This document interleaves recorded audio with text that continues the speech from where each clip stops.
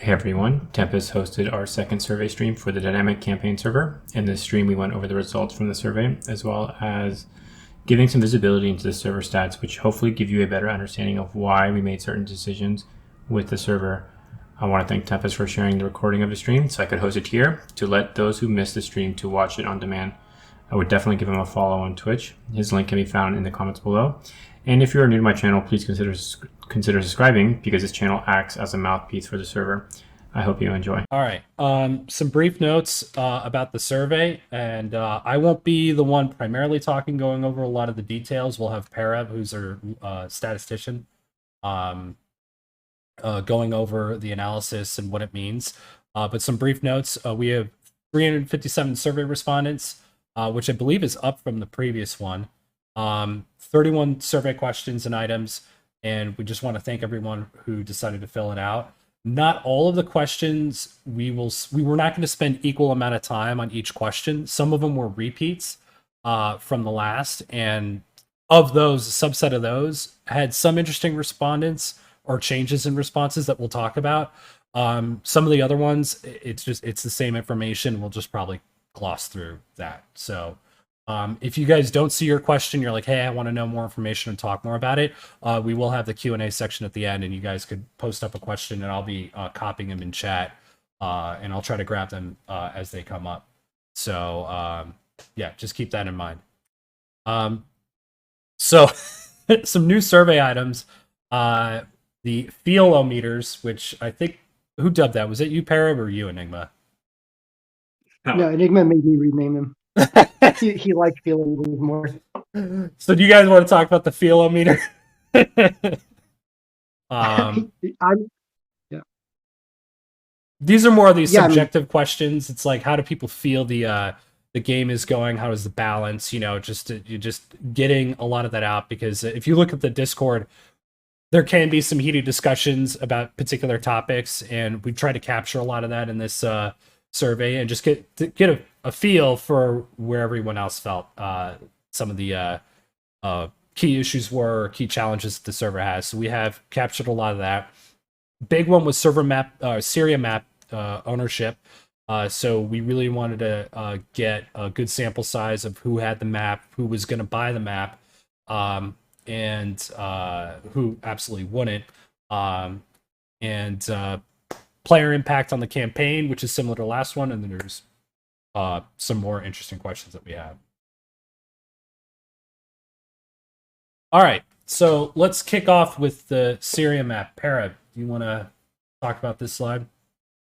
Yeah, sure. So I mean, really, I would say that the best finding, or I mean, one thing I think you and Enigma and kind of all the dev team do really well is, I mean, you guys try to implement a lot of data in making these decisions. And I mean, a big question, especially with how DCS approaches maps, is obviously like who owns a map. Like, you know, famously, DCS World War II kind of is sometimes hard because not a lot of people have every map, and it does sort of split up the population.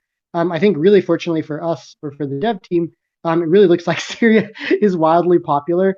So almost 80% of the people surveyed responded that they did own Syria. You know, the will buy is at like 28% or 12%, and don't own and won't buy is at 10%. So I think that's actually really solid. I mean, and again, obviously this isn't everyone who plays on the server, but 357 people out of the number of people who play on the server is a very representative sample. And so I'm actually really happy. You know, big shout out to everyone who did the survey.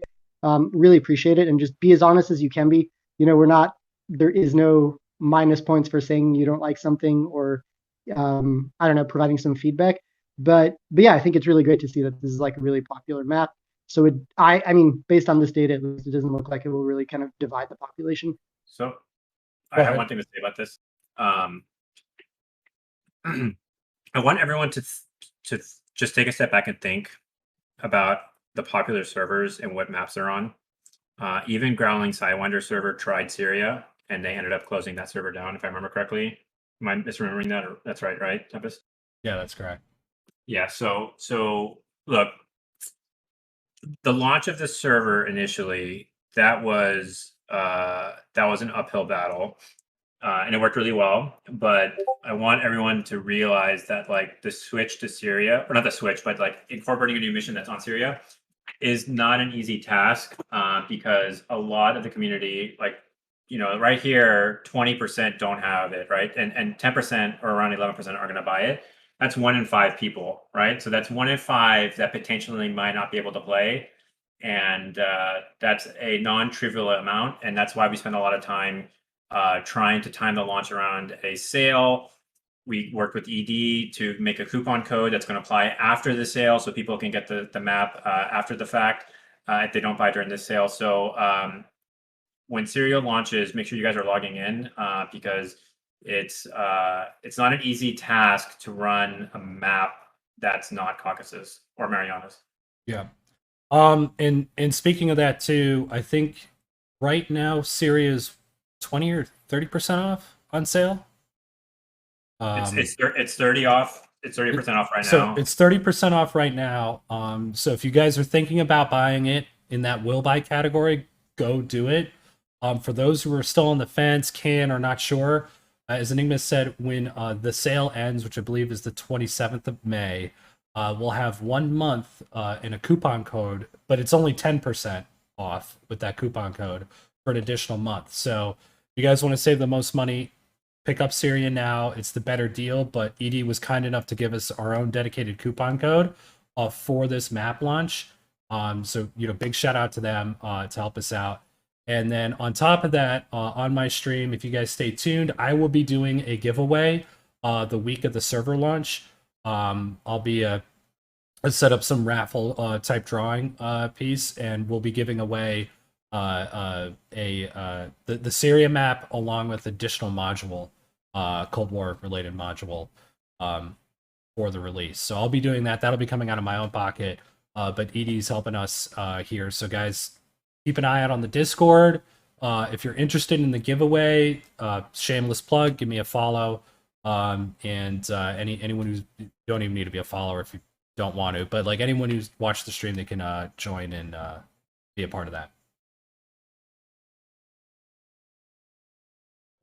Okay, well, I think that's enough about this slide. So I guess final thoughts here with the Syria map is that when Enigma and I first started this whole process and we were looking at what maps to use, we did stick with Caucasus because, it's like lower barrier to entry, but we were really encouraged by this data.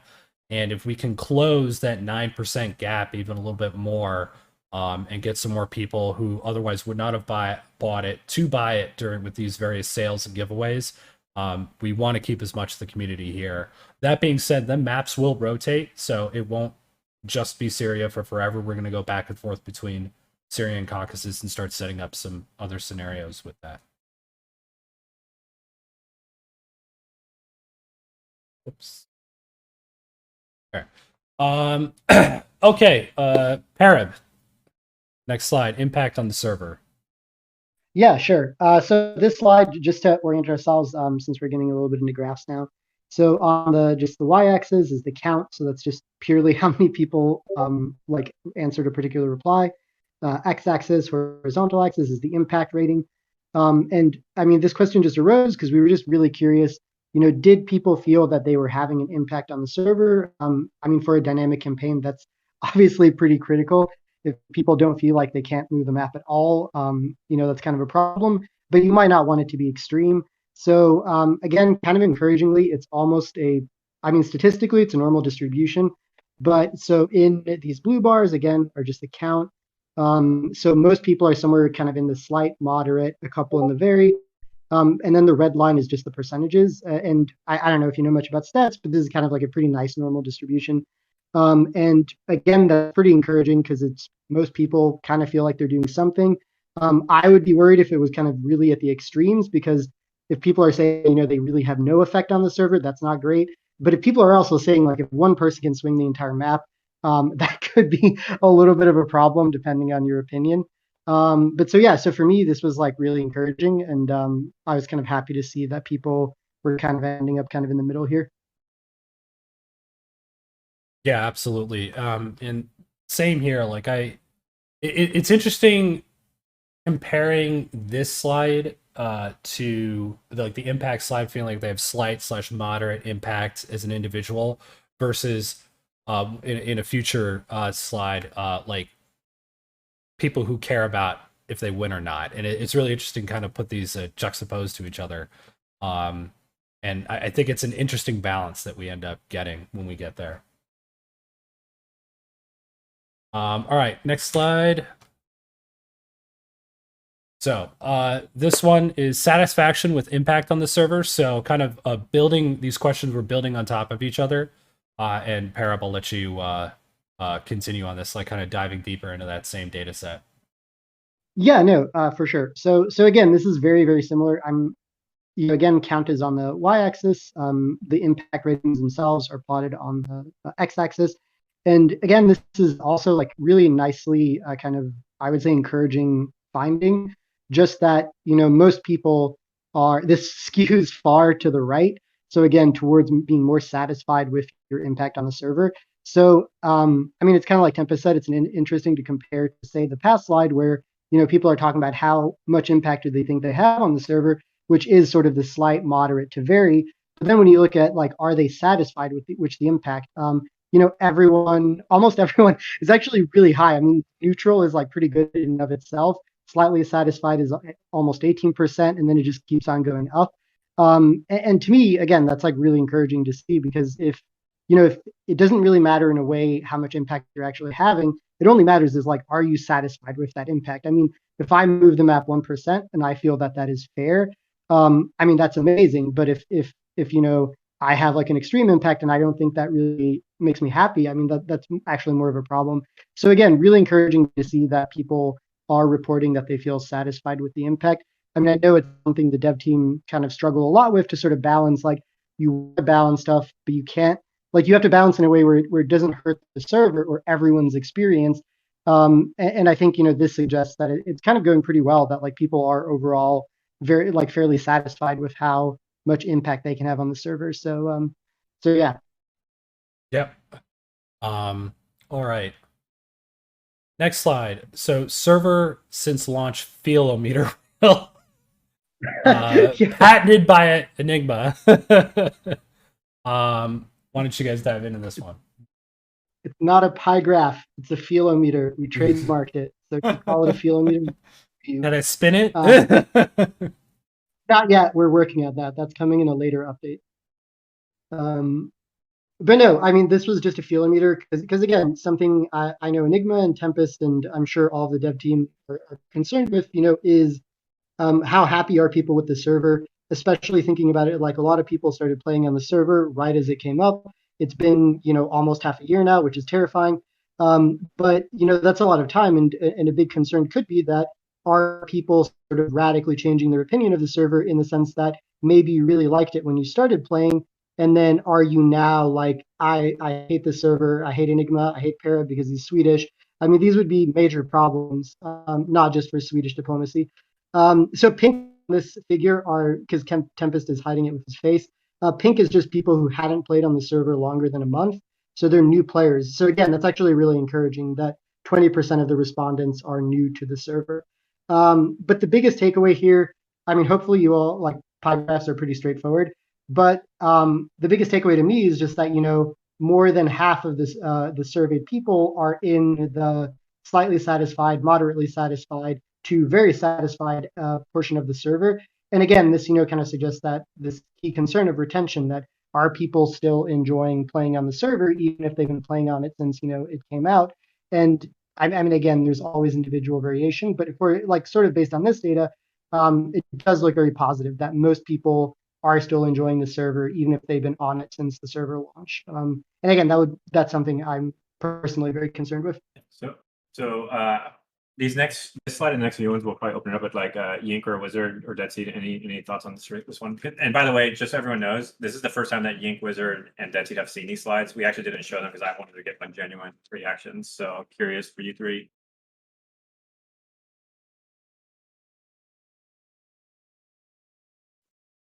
I like it.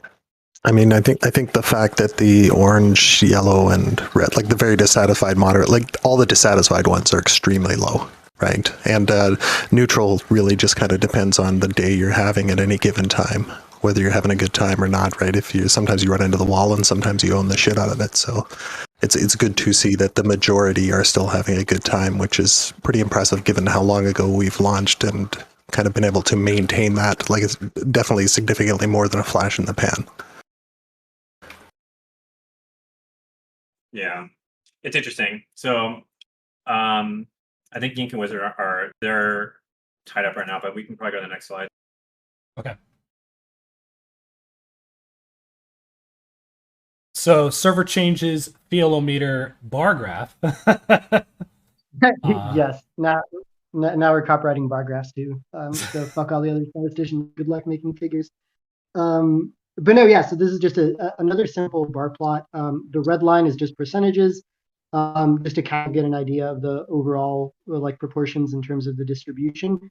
And this one was an item that really tried to capture, are people satisfied with the changes that have recently been added to the server?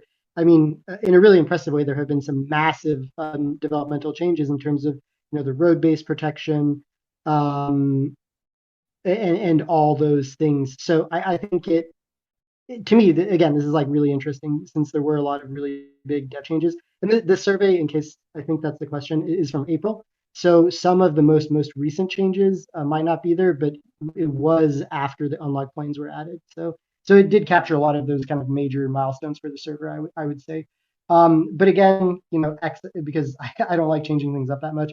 So y-axis is the count, x-axis are these ratings, like horizontal axis, how satisfied people were. And again, really positive in terms of the server. It really skews toward either people being neutral, which is like I think like Dead Seed said, like that are people, but I mean it kind of depends on how you feel that day, if you like a change or not. But then I would say positively, a lot of people are in this slightly satisfied, a lot in moderately satisfied, and then and even like the highest proportion actually are in very satisfied, which I think is kind of again like a show for the devs that the changes they're making are well received. They seem to be liked by people, and because again, if this was like the other way, say it's skewed to the left, that would be very problematic. That would tell you that like that would at least suggest that maybe these changes aren't really popular, they're not really working, there's a lot of problems with them. But well, I think even with the neutral, like if we look at it, it's like a whole bunch of people flocked to the server and it was top in the charts, and if they're still neutral about it, it's like, I mean, they're here. Right? So it's very positive connotation in my opinion.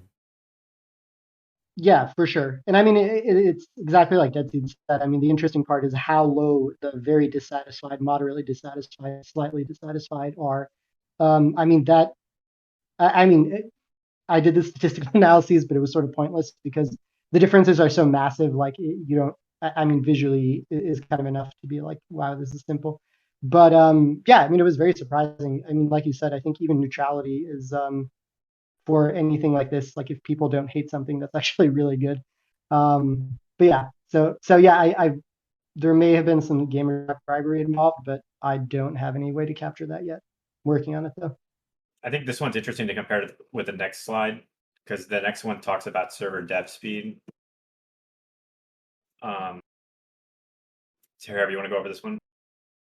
Yeah, so sure. So same thing as every other chart or figure. Y-axis is just a count. X-axis is again what people rated. And I think again, this is kind of like a very important milestone or measure for the devs to kind of have access to. Because again, if people aren't exactly happy with the pace, so this is all about server dev speed. So how happy are you with the speed of development for the server? Yeah, it's something that we can all joke about given sometimes how we feel about module speed or what we're interested in seeing added to TCS. And I think again, it's a critical measure for any server, how happy are people with the progress you're making? And this can often be a little bit, or even a lot unfair for developers because they're adding a lot of stuff, they're trying to do a lot of work. And it's not always clear to the player, like maybe how difficult the change is to implement or so on. But nonetheless, I mean, it's really interesting to see, are people satisfied with the pace of development? Because again, if you're not really hitting your development milestones or people feel like it's going too slow, that can definitely affect server population negatively. But here, a significant proportion of people, so almost 40%, are saying that the server dev speed met their expectations. I was happy again to see that another significant portion are in this slightly above to moderately above and then far above. And again, this great pattern, you love to see it when you're involved in a project, that the dissatisfied people or people who aren't really happy with the way things are going are actually like really low, overall less than 6%, which I'm not really sure how you can get that much better than that, but that's really rewarding to see. And again, personally, I find the dev speed very impressive. So maybe it's like we have a low bar because of how slow flight sims can be sometimes, but it's nice to see. So I think Yink's having microphone issues. Yink, if you aren't, say something. But what's up? You're there. So I'd be curious to hear the developers' reaction, because my thought on this is that we literally cannot go any faster. If anything, we're going too fast. So I just am curious to hear the developers' reactions to this. Or speed in general? I mean, yeah. I feel like it would go faster if we weren't so. We have a GitHub process, which is good, and Matryoshka kind of whips us with that. So if we didn't have that, it might be more of a mess, but we'd even go even faster. We have more stuff spaghetti, done, like, all the spaghetti. More spaghetti. Literally, spaghetti Mom everywhere. spaghetti. But I mean, it's good that he's kind of strict on that. That helps out. But yeah, I feel It like helps out those 20-hour. What was the last one that Bug you and Super were trying to crush Enigma? It was like 20 hours over a week. Yeah, it was blackout. Helps reduce those. There was a capital S for strategic target instead of a lowercase s. Oh no! And I wasted and that broke the Syria mission for like 2 days or a day or however long it was. I got stuck on, and it was because of a lowercase s or something, or uppercase. It was something stupid. It literally broke the whole code, and I couldn't figure it out. Wizard, any thoughts on this? I mean, yeah, the rate at which we iterate new stuff is like pretty much the fastest we can go without introducing like spaghetti or completely breaking things. And yeah, the GitHub process is pretty thorough with Mac controlling it and smacking us around, making sure we're staying in line. We have a process, and we go as quickly as we can. I will say I want everyone to be conscious of the fact that it's summer, or summer's soon.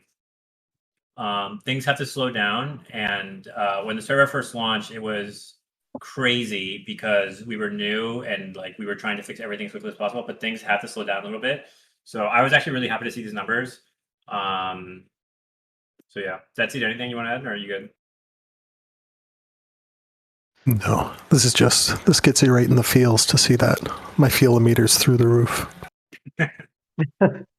As Dead Seed whispers into your ear. It's like he's rubbing your shoulders when he speaks. Okay, let's keep going. All right. Airfield attacking. This is a fun one.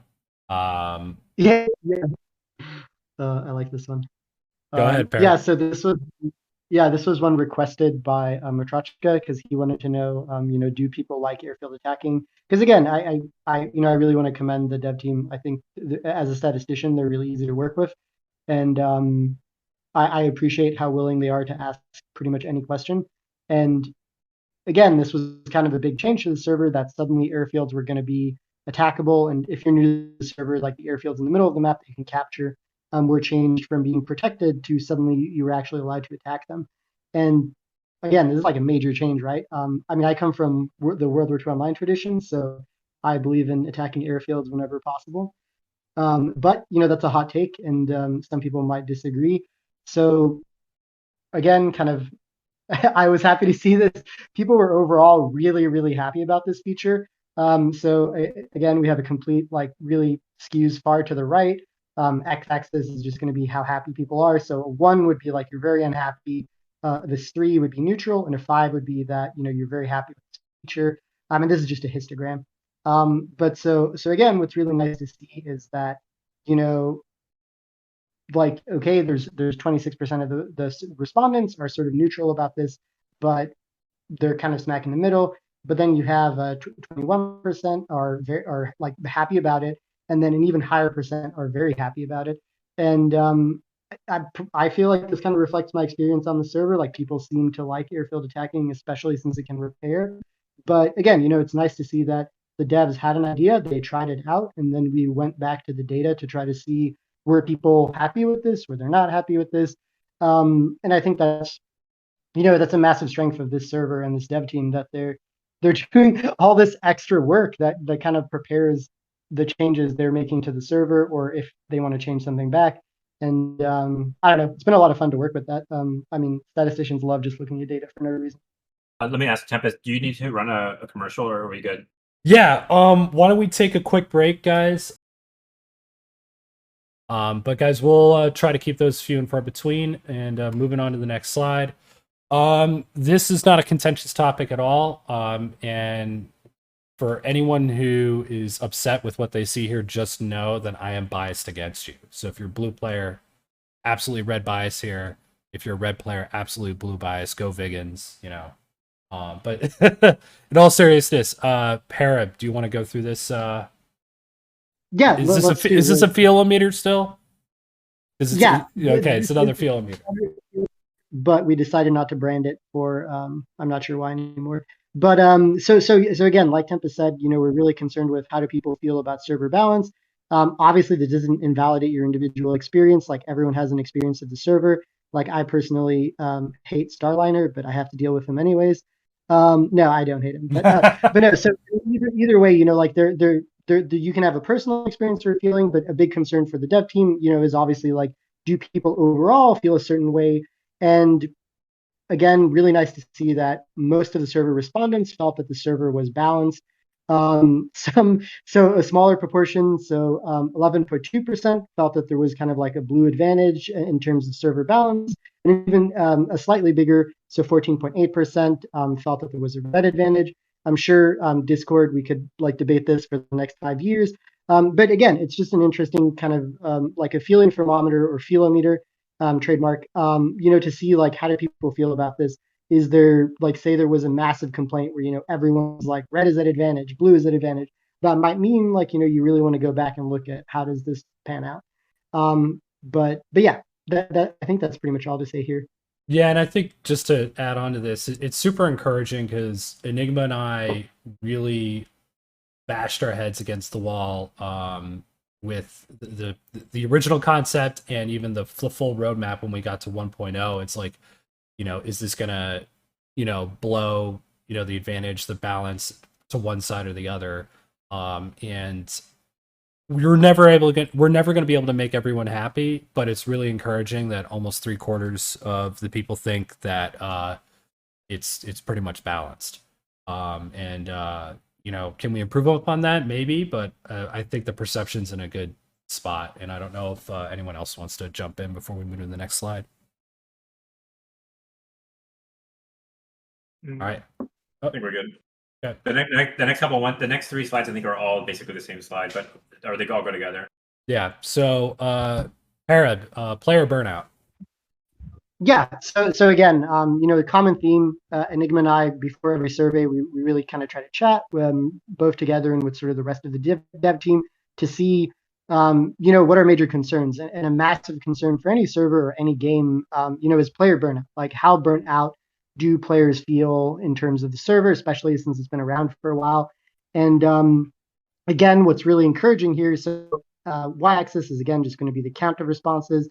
Y-axis is the rating. So here, if someone said 0, that's like they're not burnt out at all. They have no burnout. And if someone reported, let's say someone picked 10, that would be the point of burnout where they're no longer playing on the server. And again, really encouraging that like less than 1% of the people surveyed said that like they were so burned out that they weren't playing anymore.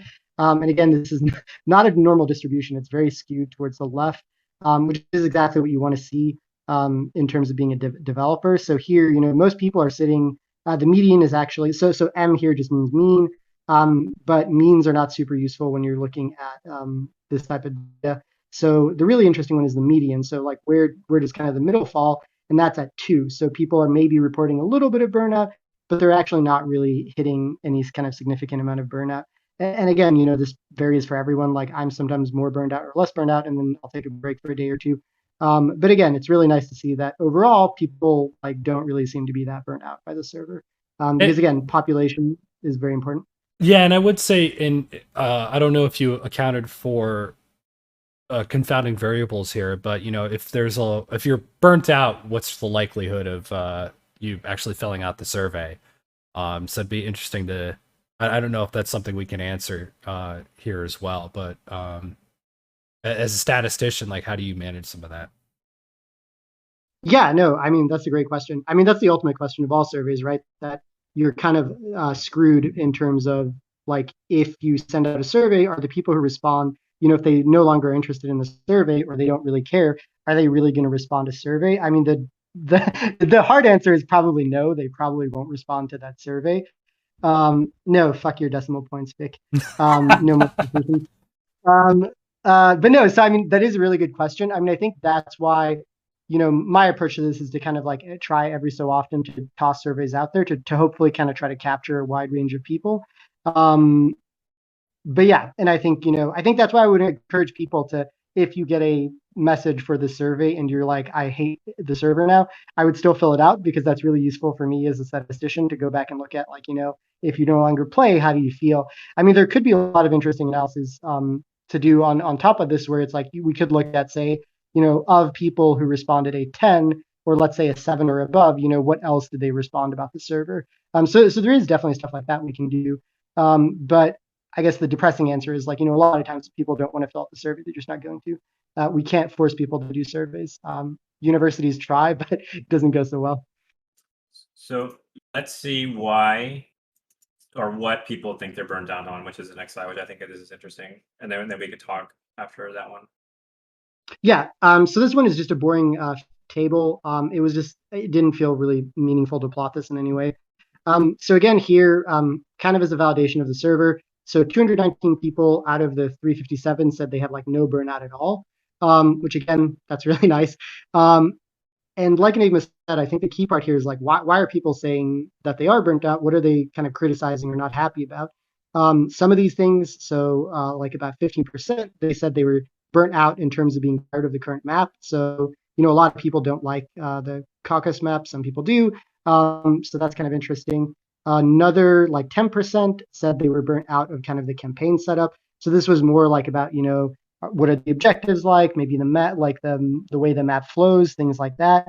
And then I would say good for a Cold War server, only about 6% report the aircraft set itself is what they don't like. I'm burnt out because I don't have the F1 still, damn it. Yeah, I mean, I think we can all agree that is 125% Snock's fault. So if you're angry about that, I would send him a PM about it because it's probably his fault. But yeah, and I mean, some of these things, I think interestingly, like a lot of these things are kind of outside the dev control. Like if you're burnt out on DCS, there's not really a lot Enigma can do about that. I mean, as far as I know. So I spent a lot of time actually reading every single response on this because this burnout question was one I actually requested to be added to the survey. And it was interesting to read how many people responded about they're just burnt out on DCS. And I like DCS, and I like a lot of games, but I'm not capable of playing the same game 24/7. Like I will just naturally burn out on any game. So just keep that in mind. Like I think at this point, it's very safe to say that the server's not going anywhere. So don't burn yourselves out. But I was very happy to see the responses because most people are very happy with it. I think about the server a lot, and I know the dev staff are always talking about the server. So, and we talk a lot about our internal burnout that like we need to slow down, we need to take a break. So I would be curious to hear from the devs, like what's your guys' general reactions on the burnout, and the other thing I'll say before I hand over the mic is there are some things that were bottlenecks behind with the code. When we originally launched the server, like 30 sectors and the starting sector being at 15, that's hard coded. And that's why Syria will be very similar with the campaign setup. But we are working on a major refactor, which will basically change we're gonna redo all the code and make it much more flexible. Where you're gonna be using a new framework, and Wizard, maybe you want to talk about it a little bit at a very high level, but we want to get ahead of any burnout and to make things more elastic, more dynamic, more fun. But it'll just take us some time to do this. But any reactions from the dev team?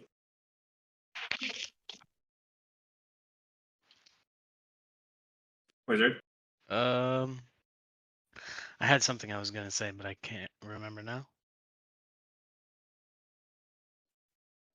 I think it's interesting to see what burns people out. But I think the key thing here is to know that like I feel good to know that some of the stuff that people are getting burnt out on is stuff that's literally outside of our control. So I don't know. I think I found that really reassuring. Anyone else, or do you want to go next one? Go for it, Timus. Yeah, I just I agree with you, and I was thinking we just move on to the next one so we can keep the momentum going here because we got more slides to get through.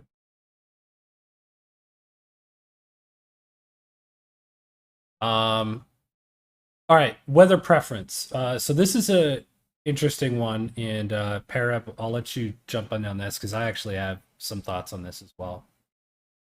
Yeah, so you know, again, this is like we kind of organically come up with these questions, and one of the things we were thinking about, or I personally thought about after a lot of debate, you know, some people love weather, some people hate weather. So we kind of wanted to get a read for like what would, you know, people think in terms of a ratio of like what would be ideal for the server. Like, do people want there to be, you know, so on the bottom left here, like 0 good weather, 100% bad weather.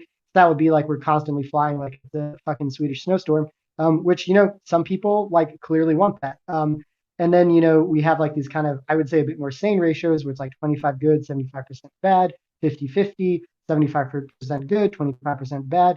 And I think, you know, anytime you talk about weather in a flight sim, you get this discussion of is 100% good weather better? Because there are definitely people who feel that, you know, I have an hour to play. Like, I don't want to deal with your shitty weather. Like, I just want to like blast fools. And if you make it snow, I'm going to be pissed at you.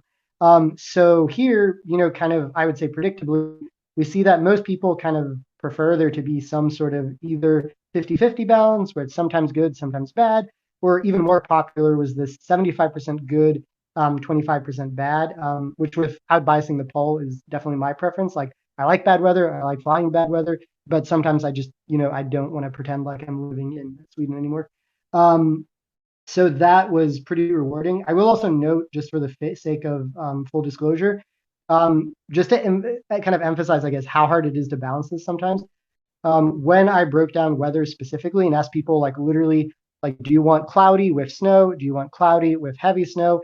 The least popular option is heavy snow, but it's still 50% of the survey respondents are happy with heavy snow.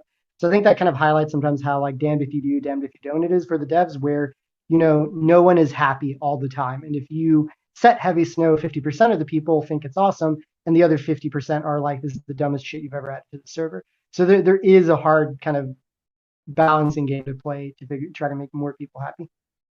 Yeah, and I think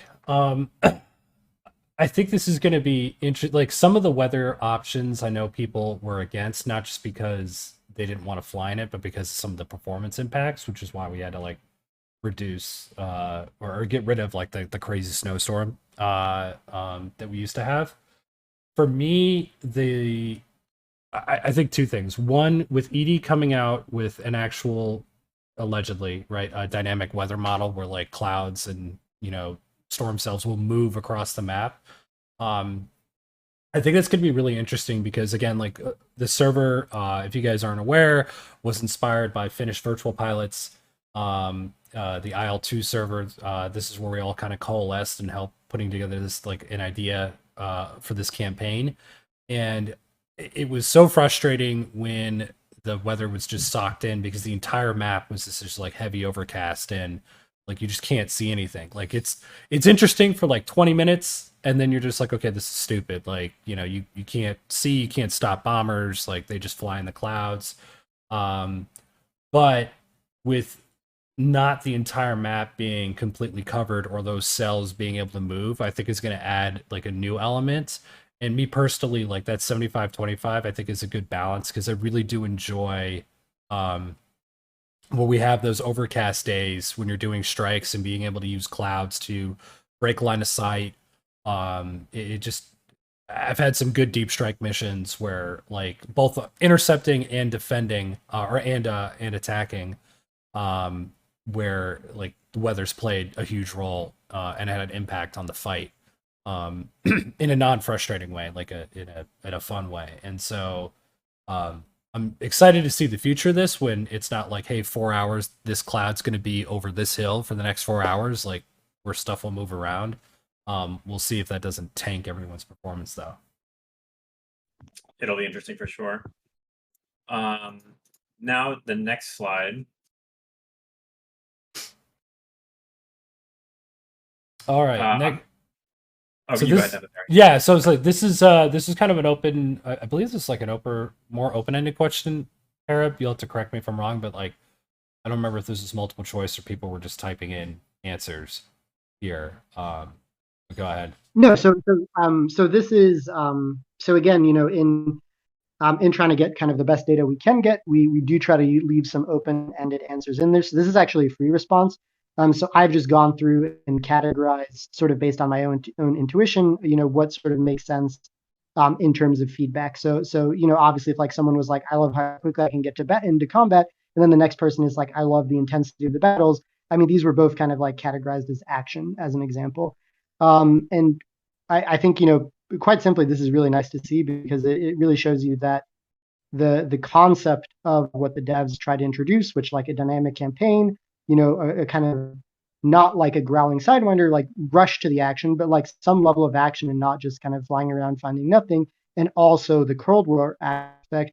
All these are like the top three things that people said were their favorite part of the server. What I found was particularly kind of noteworthy was that these type of responses are usually really hard to get some sort of categories for because people will write like the most random things you can imagine.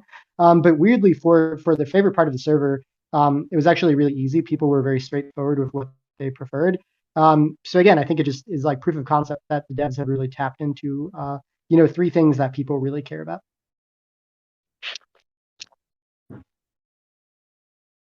One of you guys were going to say something?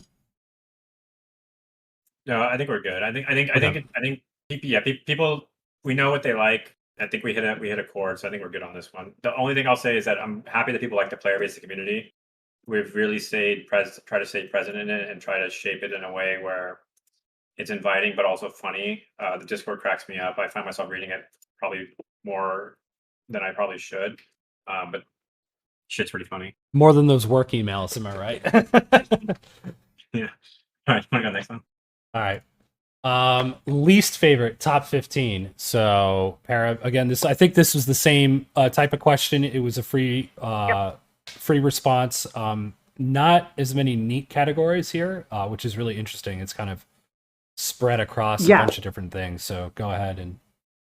Yeah, so exactly. This is just another free response to see what was people's, because again, this is something I'm personally super interested in, is what do people hate about the server, or what do they not like, and again, this could be really important, right? Because you could potentially capture some sort of pattern that we're not really getting with these more kind of multiple choice or check in the box questions. And again, this is top 15, and without trying to like overly defend the devs, I would just like to emphasize this is how hard it is to make everyone happy with what you're adding to the server, because this is the top 15. There were 94 different types of categories. And I was pretty generous in how I grouped these together. So, people have wildly different complaints about the server and they don't always map on very well. Like most of the things someone complained about, there's like one or two people. And I mean, that doesn't mean there aren't things that people kind of maybe all or more people agree are a problem. But I think it's interesting that, people have wildly different concerns what they don't like. Like some people don't like performance, maybe more of a DCS thing, but you never know. Some people don't like the maps. Like population imbalance can be a problem at certain times. Player-based communication. My favorite is when there's different kind of competing options. So some people complain about the lack of all aspect missiles, and then in terms of like all aspect, other people were actually really angry that we're all aspect at all. So I think it can be pretty difficult to make a lot of people happy. So I don't know, like it was sort of hard to interpret this. Like I personally have no particular takeaway, just that I think overall the development is going well. If there isn't like this one clear issue that people care about. Yeah. Also, Oh, go ahead, Parrot. no, it's just Tim.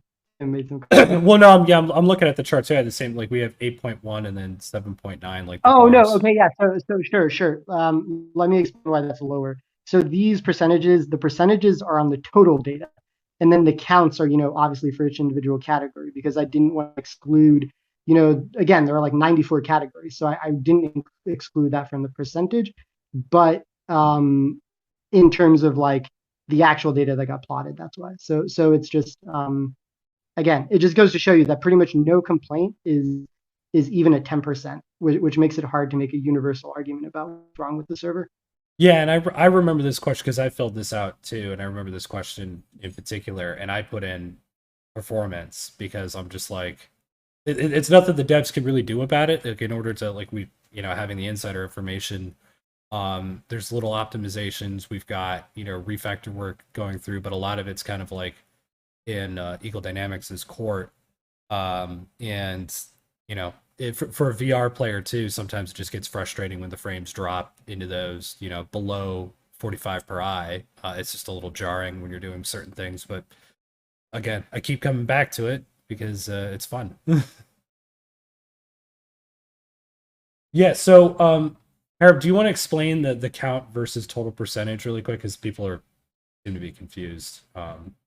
Yeah, sure. So I mean, counts are just counts, but so the total percentage are like the total percentage of like every single question, or not every single question, every single potential answer, so that if let's say performance is, I don't know, I'm trying to find one that's kind of easy to read off the plot. Let's say for example performance is 20 people said that this was their least favorite part of the server. This, like, for this plot it might look a certain way, but overall, like in terms of the overall percentage, like it could be the case that or there's just there are more categories. Like I just didn't exclude, like this is a snapshot, not like, but the percentages are from like the total plot. So that's why they don't add up, unless there's like a small error. But Basically, either way.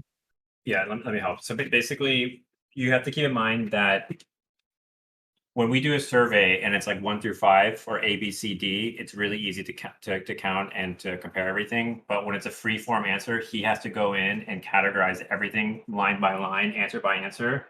So it's a little bit tricky.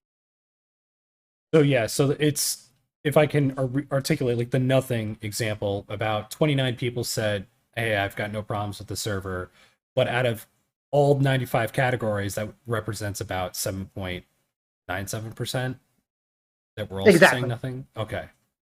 Yeah. So, and I think like Mabotomy said, I mean, it is a great question of like, what does that exactly mean? So in terms of, if people are complaining about road bases, I did try to differentiate between like, do they want more spawns, or they're like, I fucking hate road bases as a concept. I mean, I did not code those as the same thing, but it is a question, like, what do people actually mean? Like, because I mean, some of these things are like, least favorite in this case for AA would be like they thought there was too much anti-aircraft. But I mean, there's definitely, if you wanted to go more in depth, I mean, you would kind of have to funnel through it and kind of start broad and work your way down to a more and more specific question. Yep. All right. We'll keep going. Server wish list. So, a lot of people here that say nothing. So I guess we're done, right? Go ahead, Enigma. So this one, just because we're a little bit behind schedule, the one thing I'll say is that look at what people mentioned here and then ask yourself what's going to be in Syria. Right? There's going to be an additional new objective in Syria. It's going to be a new map. It's a bigger map. Can't do anything about modules. There's going to be naval battles. So a lot of these are already checked, so that's coming. And that's pretty much, I think that was my takeaway on this slide. Yeah, I think it's the same. Like a lot of this stuff is like, more human GCI. I mean, that's up to you guys. I'll jump in and do it sometime. Text Overlord bot. Jones has been working on more features on that, and we're not one to pressure him to have him coming out quicker because we're so thankful that he's put that Overlord bot at all together in the way that it is. So, but he's gotten great feedback from us about how the text Lord bot works. So we're hoping that he'll continue to develop and add more features. But a lot of this stuff is just that moving ground units. I know is interesting.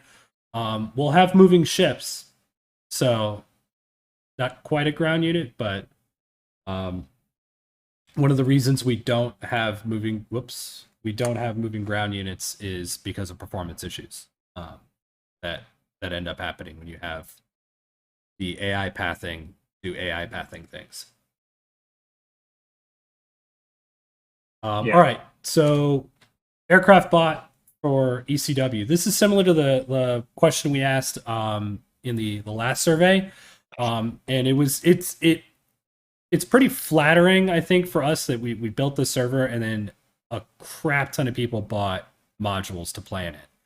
And this is the data is of April, but Parab, if you want to walk us through the data.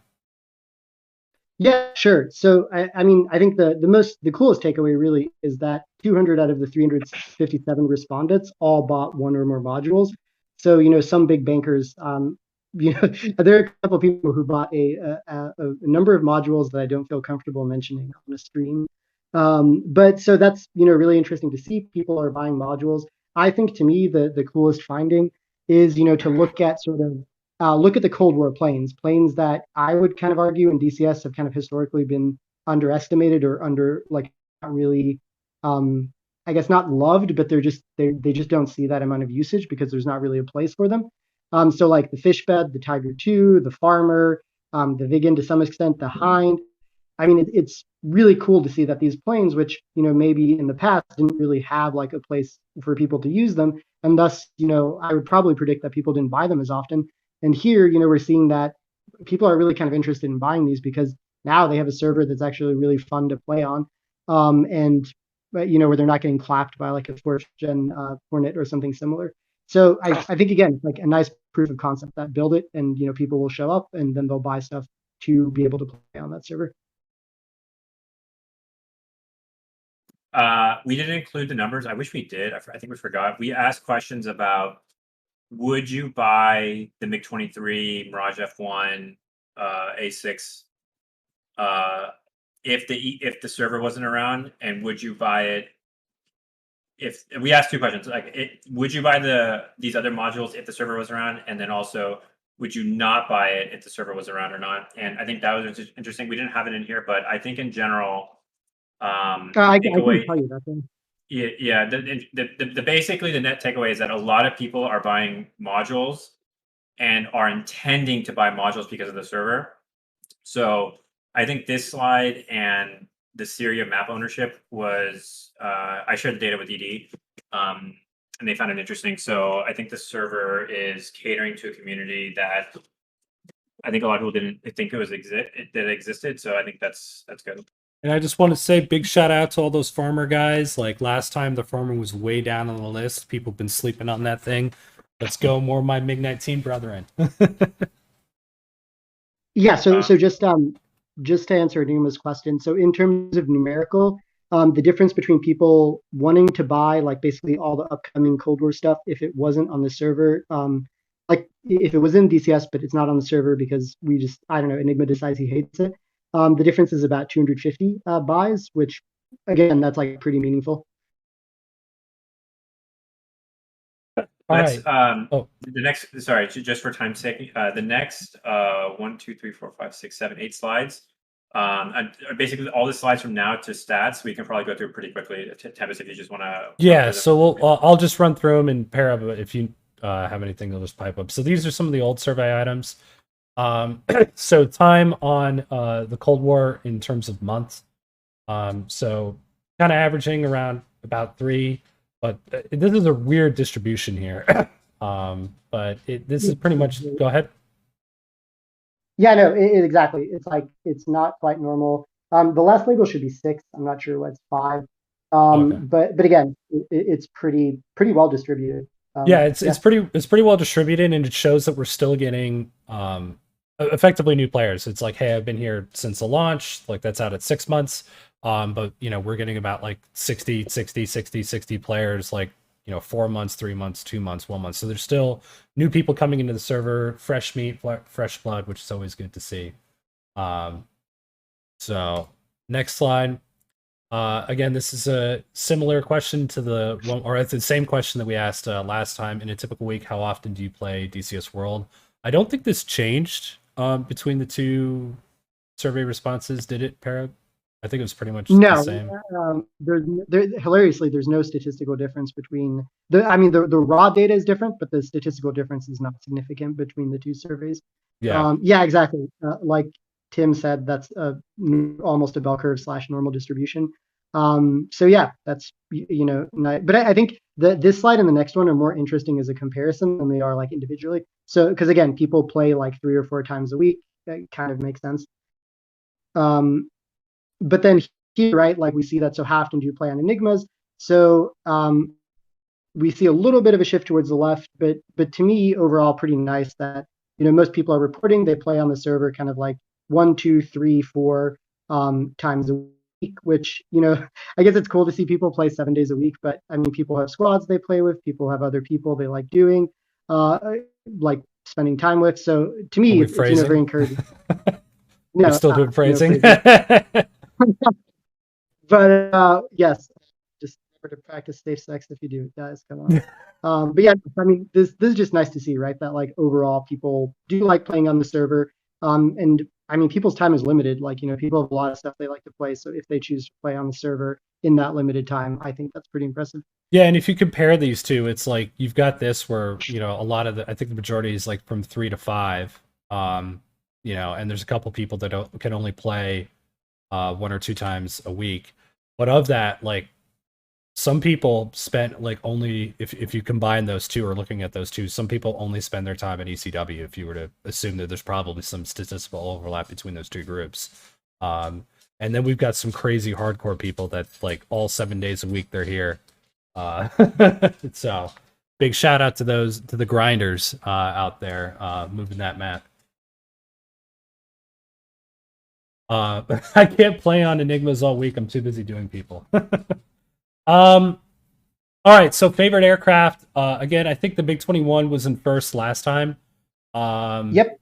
And the Hind, I think, jumped because if I remember correctly, the Hind was like middle of the pack. Maybe I'm wrong.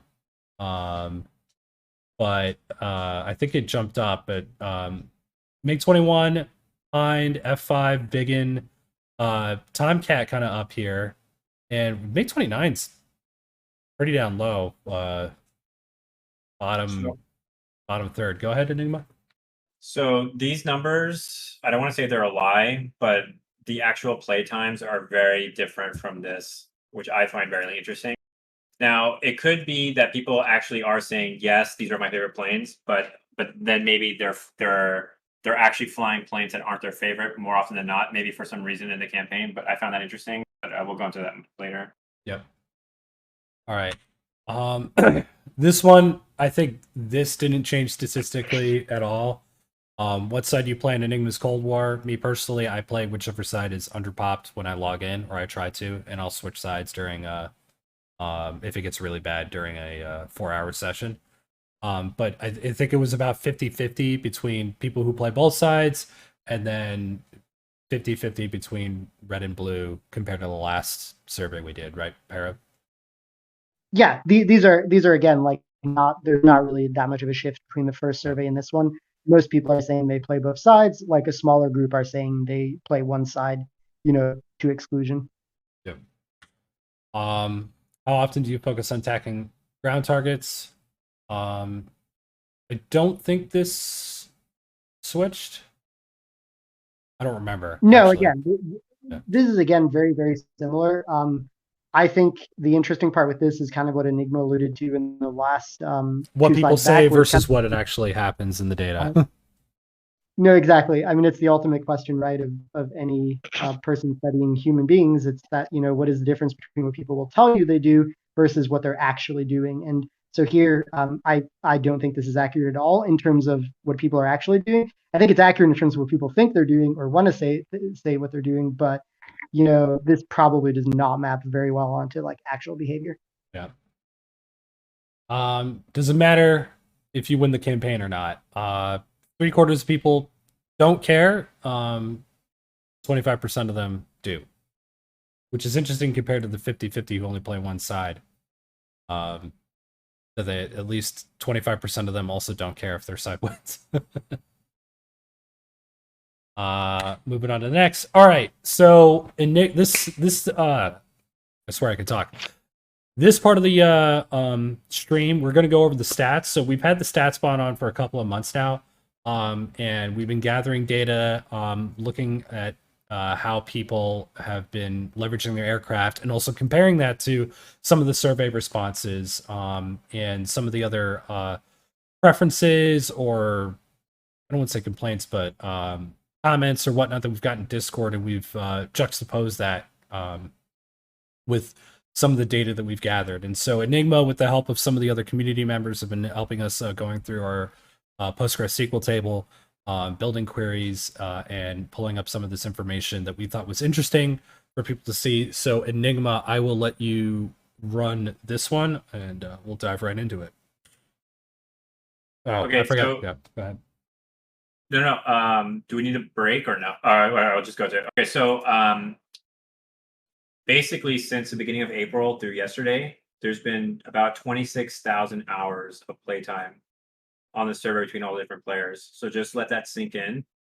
That's about almost 3 years of playtime on the server in just the last month. So I would like to hear general reactions from the staff, because I think this is the very first time they're seeing it. That's a month. Yeah. That's the amount of time it feels like I put into the server on a month. It's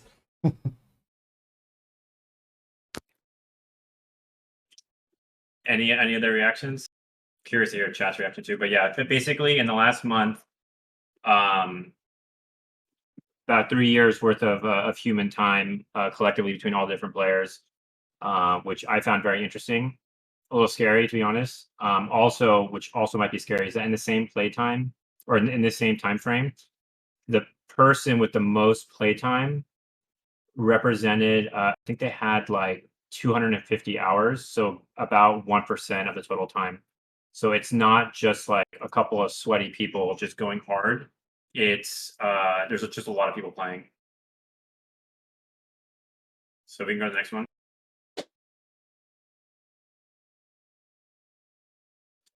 Okay, so side balance. So I want to thank Vic helping on this one, and then Tempest just for the there's an intro slide for each one. I'm just going to ask a question in the community, so just don't go too far ahead. But just Okay. so you know how to read this, basically what we did, and again, thank you to Vic Vinegar for helping with this, because this was a little bit tricky with the sequel.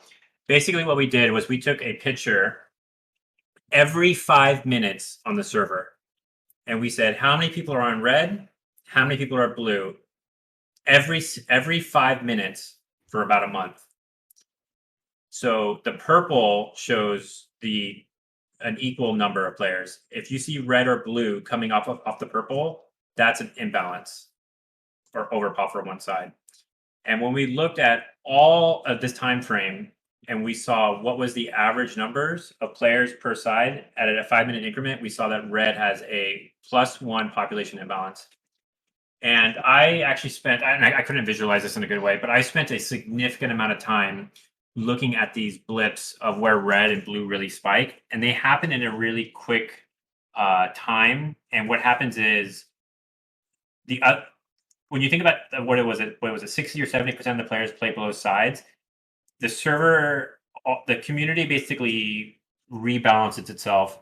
So I want people to keep in mind that when there's an imbalance, it actually goes away very quickly, because what will happen is these lone wolves, or these people that play both sides, will just switch to the other side, and the problem really fixes itself really quickly. My suspicion, based on the players that I've seen and the names, because I literally went through the logs, or in the stats, I should say, is that it's a lot of squads logging at the same time, or like friends of friends. So that's what's happening here. But basically, on the whole, things are balanced, and red has a slight advantage by literally 1 player count. Which I don't think is significant at all, based on Right. the full data set. All right. No. And then also, just so the staff, if you guys have any reactions, like please just chime in, because these are all open discussions. So just feel free to say anything. The next one is friendly fire. So friendly fires for a month. Yeah, friendly fires for about a month. So let's. I just want you guys to think about how many friendly fires actually happened in this time frame, and we see that there was about a 62% difference between the two sides in terms of friendly fires. Oh, was that Yink? Oh, is it? You're laughing? Oh my god. This is the first time you saw this one, right? I've looked at it myself. In the beginning, I think after like 3 days, it was already past 100. Yeah, Like so it was just racking up. Blue be spanking people. Dead Seed, how does this? What do you think about this, Dead Seed? Are these air on air only, or does this also count grand kills? If I remember correctly, these are air on air only PvP. It's insane. Check your goddamn targets. Yeah, because otherwise, I would imagine. chaps do kills. We got to get Pro Gamer back in here to talk about chaps. So I want to be very clear, and I think I talked to Tricker about this, and I think he had a really interesting perspective, which I might butcher right now, but okay, I should have thought this through a little bit, but basically, Tricker I think is a good example of like someone who's played Cold War for a very long time and understands it. And he was getting friendly fired a lot, right? And people get friendly fired really often. And someone like Tricker and other Cold War veterans like Rossmum and I've played Cold War for a while and Yink and and all the other people that play Cold War for a while, they know how to IFF, right? And they've been doing it for a really long time. So, and then on the flip side, there's brand new players that are excited to play Cold War and they're just not sure. And then there's the other people, or they're new to it, and there's other players that just literally don't care, and we've all seen them on the Discord that like literally don't care, and they friendly fire and they get banned. So there's a balance to play between the three. I'm adamant about improving this community and up-leveling it and upscaling it and getting this number down. And the stats bot is going to keep everyone really honest, because if you make a mistake over and over and over again, you will get banned, and the stats bot will unban you. But people need to IFF. It's too frustrating for the players that have been playing for a really long time.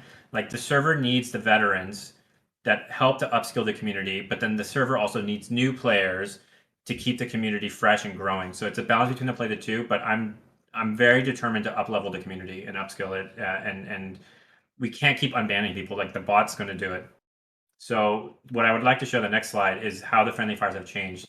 Yeah, and just really quick, like if you guys, I know not everyone's active on the Discord, but it's we've got mods, some of whom are known, some of whom aren't. I've helped out with it, but Enigma does this a lot, and just considering the time that it takes for us to go in, validate, like when you put in an appeal after you friendly fired, and you can use that one get out of jail free card with the 5,000 incidents, 5,300 incidents of friendly fire. It's again, it's gonna get to a point after a while where we're just gonna be like, the bot's gonna deal with it. And so we're trying to give everyone a chance to get into this, because there's a lot of people on the previous survey stream. There was a ton of people coming from single player that had never played multiplayer before, and this is their first experience. So we're trying to get bring that single player group into the multiplayer sphere, which will expand and make the DCS multiplayer better for everyone, for all servers, not just ours. So we're trying to make it friendly, but at the same time to check your targets. So next slide, Enigma. So I wanted to show the difference in time. So I'm going to use this time frame a lot: April 5th through April 15th, 10 days, and May 1st through May 10th, 10 days.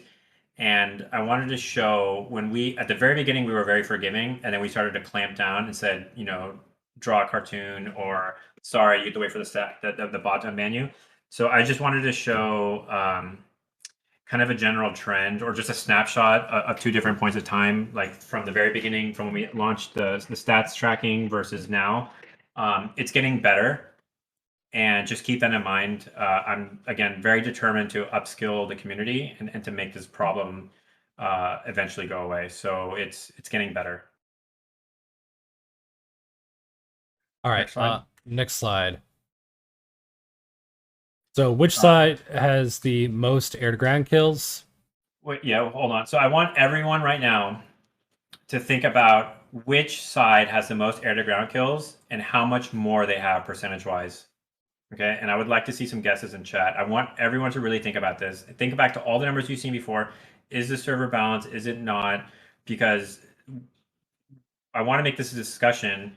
And we designed the server in a bubble, and then we released it, and we listened to player feedback, and then we made the stat system, and now we're at the point where we have enough numbers, enough data to actually make some decisions to change things. All right, so chat's saying we got red by 13, blue by 0.5 equal, red by 5, blue by 300%. Does it count troop insertions? Red Okay, so let's see. 20%. Some memes going on, but I'm seeing most people thinking red has more air to ground kills. For Stricker said red by 30% because of the SC-25 in the hind. All right, let's see it. All right. So after 26,000 hours of playtime, there was a 3.88% difference. And then Parab, I'd like to hear your perspective in terms of the volume of kills and the percent difference. Yeah. So I mean, just statistically, that's like pretty much not meaningful. That is no statistically meaningful difference when you account for the number of people, the amount of time, and just like the small size difference. Like you know, if you were to think of it like a random sample, like this doesn't mean anything, and you would basically have to conclude that like there is no significant difference. Any reaction from the staff?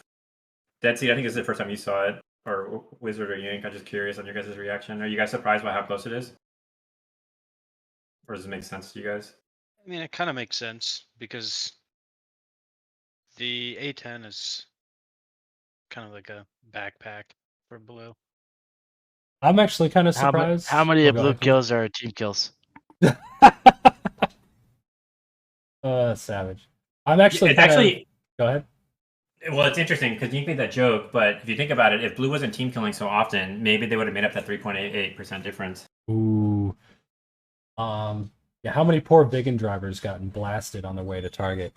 I'm actually kind of surprised because if like the air to ground kills, I don't think we count strategic objectives in this, right? Enigma, we can't, like Yes, the buildings. yes, static objects we can't count. Yeah, so they're not counted. Which is another thing because I'm thinking blue, especially with the vegan, is hitting those targets a little bit more often than red. Because if we look at the campaign balance, like who's winning the campaigns, you can't win the campaign by just shooting down planes. Like you have to hit ground units.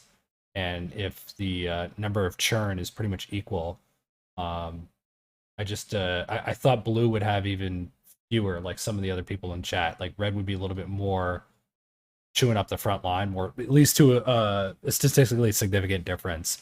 And blue's making it up with vegan strikes in the Pebble Factory. Statistically, red has more consistent people that stay on red, right? Am I remembering that right?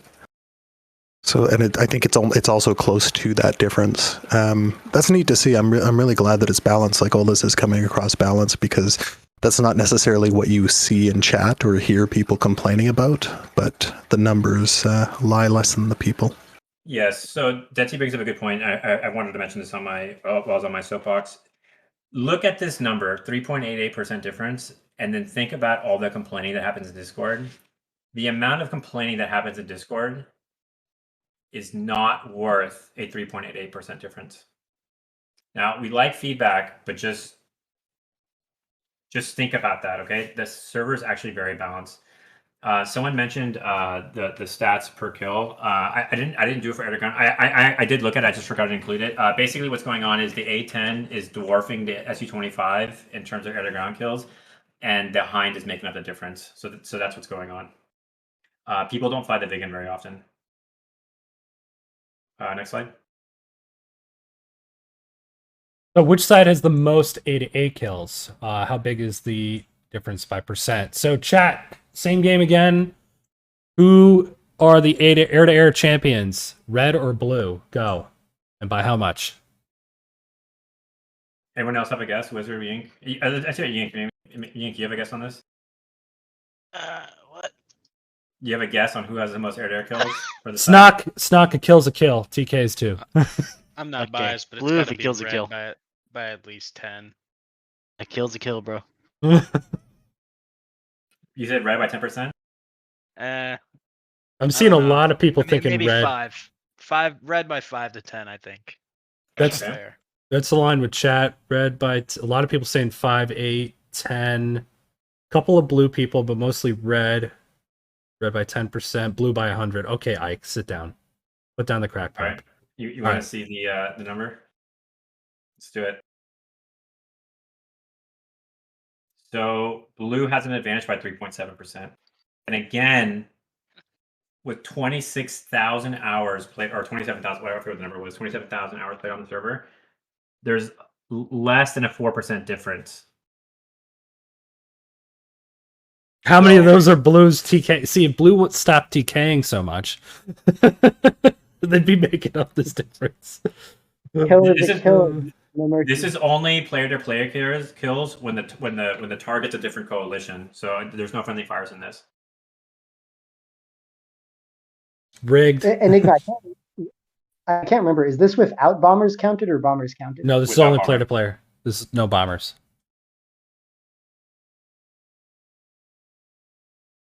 So impressive. It's very impressive. No, the 3,500 TKs are not in this number. I was pretty shocked when I saw the number. I mean, I was happy to see it. I felt satisfied. But yeah. You might not have the answer, but what portion of that would make up like F-14 kills for blue? We have that. We don't have it. I could have. I mean, very transparent. I'm really fucking busy, and I ran out of time. So these slides are not as pretty as I had. Very ambitious plans, and I got really busy. But the next couple slides we break it down. So let's go into what are the kill death ratios by planes. The next slide breaks it down. Go ahead and go to the next one, Tempe. And what you're going to see here is 3 different times stamps or stamps or sections, I guess, slices. And this is the air-to-air kills and the kill death ratios by plane in different time frames. Now, what's interesting here is that there's some major surprises in here. And the numbers do swing quite a lot. So the one you should really be focusing on is the really far right one, which is April 5th through May 10th. This is the largest time frame, and you can see how things kind of average out over time. Tempest, about you want to take over real quick because I also need to run back real quick. Yeah. So if we look at these 3 different time slots, so we've got April 5th through the 15th was right when we released it, and just going through it, like we've got the MiG-29 and the F-14, again, pretty balanced. And I know there's been a lot of heated debate in Discord on both sides, how MiG-29 isn't fun. It's FC3, it's easy mode. The F-14 is a raging piece of shit.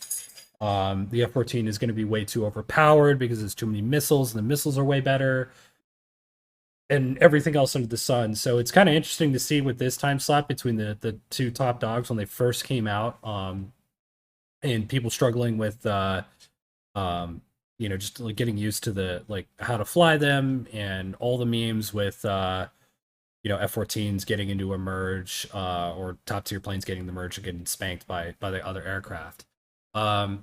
So I think that's interesting. The other aircraft are all pretty balanced. It is interesting to see that the F5 kind of sits on top here at this point, with the MiG-21 at 1.4 below it, so 0.3 below it. And so I thought that was a little bit interesting from a air-to-air side.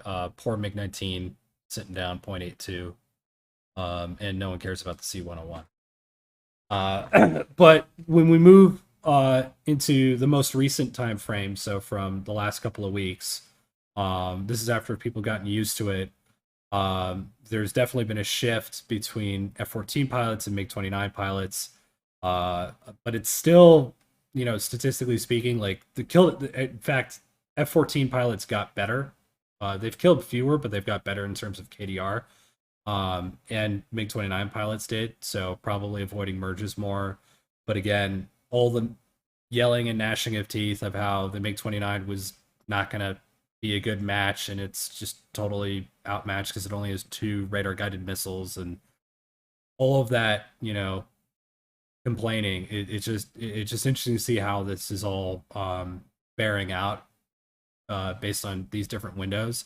And then the next 2 weeks, you notice how the F5 and the MiG-21 completely flip spots, like 1.4 to 1.7 to 1.7 to 1.4, like literally just like red.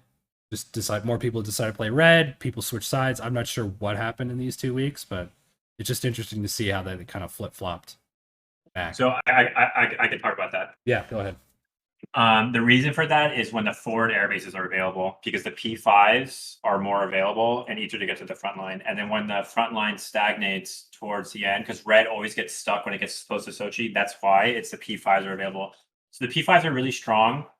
I'm going to be honest, I don't particularly like them, but I think that with what Blue currently has and with the MiG-29 being in there, I feel like they need to be in there right now, but I would very much like to have a rear aspect scenario, which we talked about at some point, where we have a third mission where it's rear aspect only. But this will need the Mirage F1 absolutely has to be in, because Blue will need another plane that carries more missiles.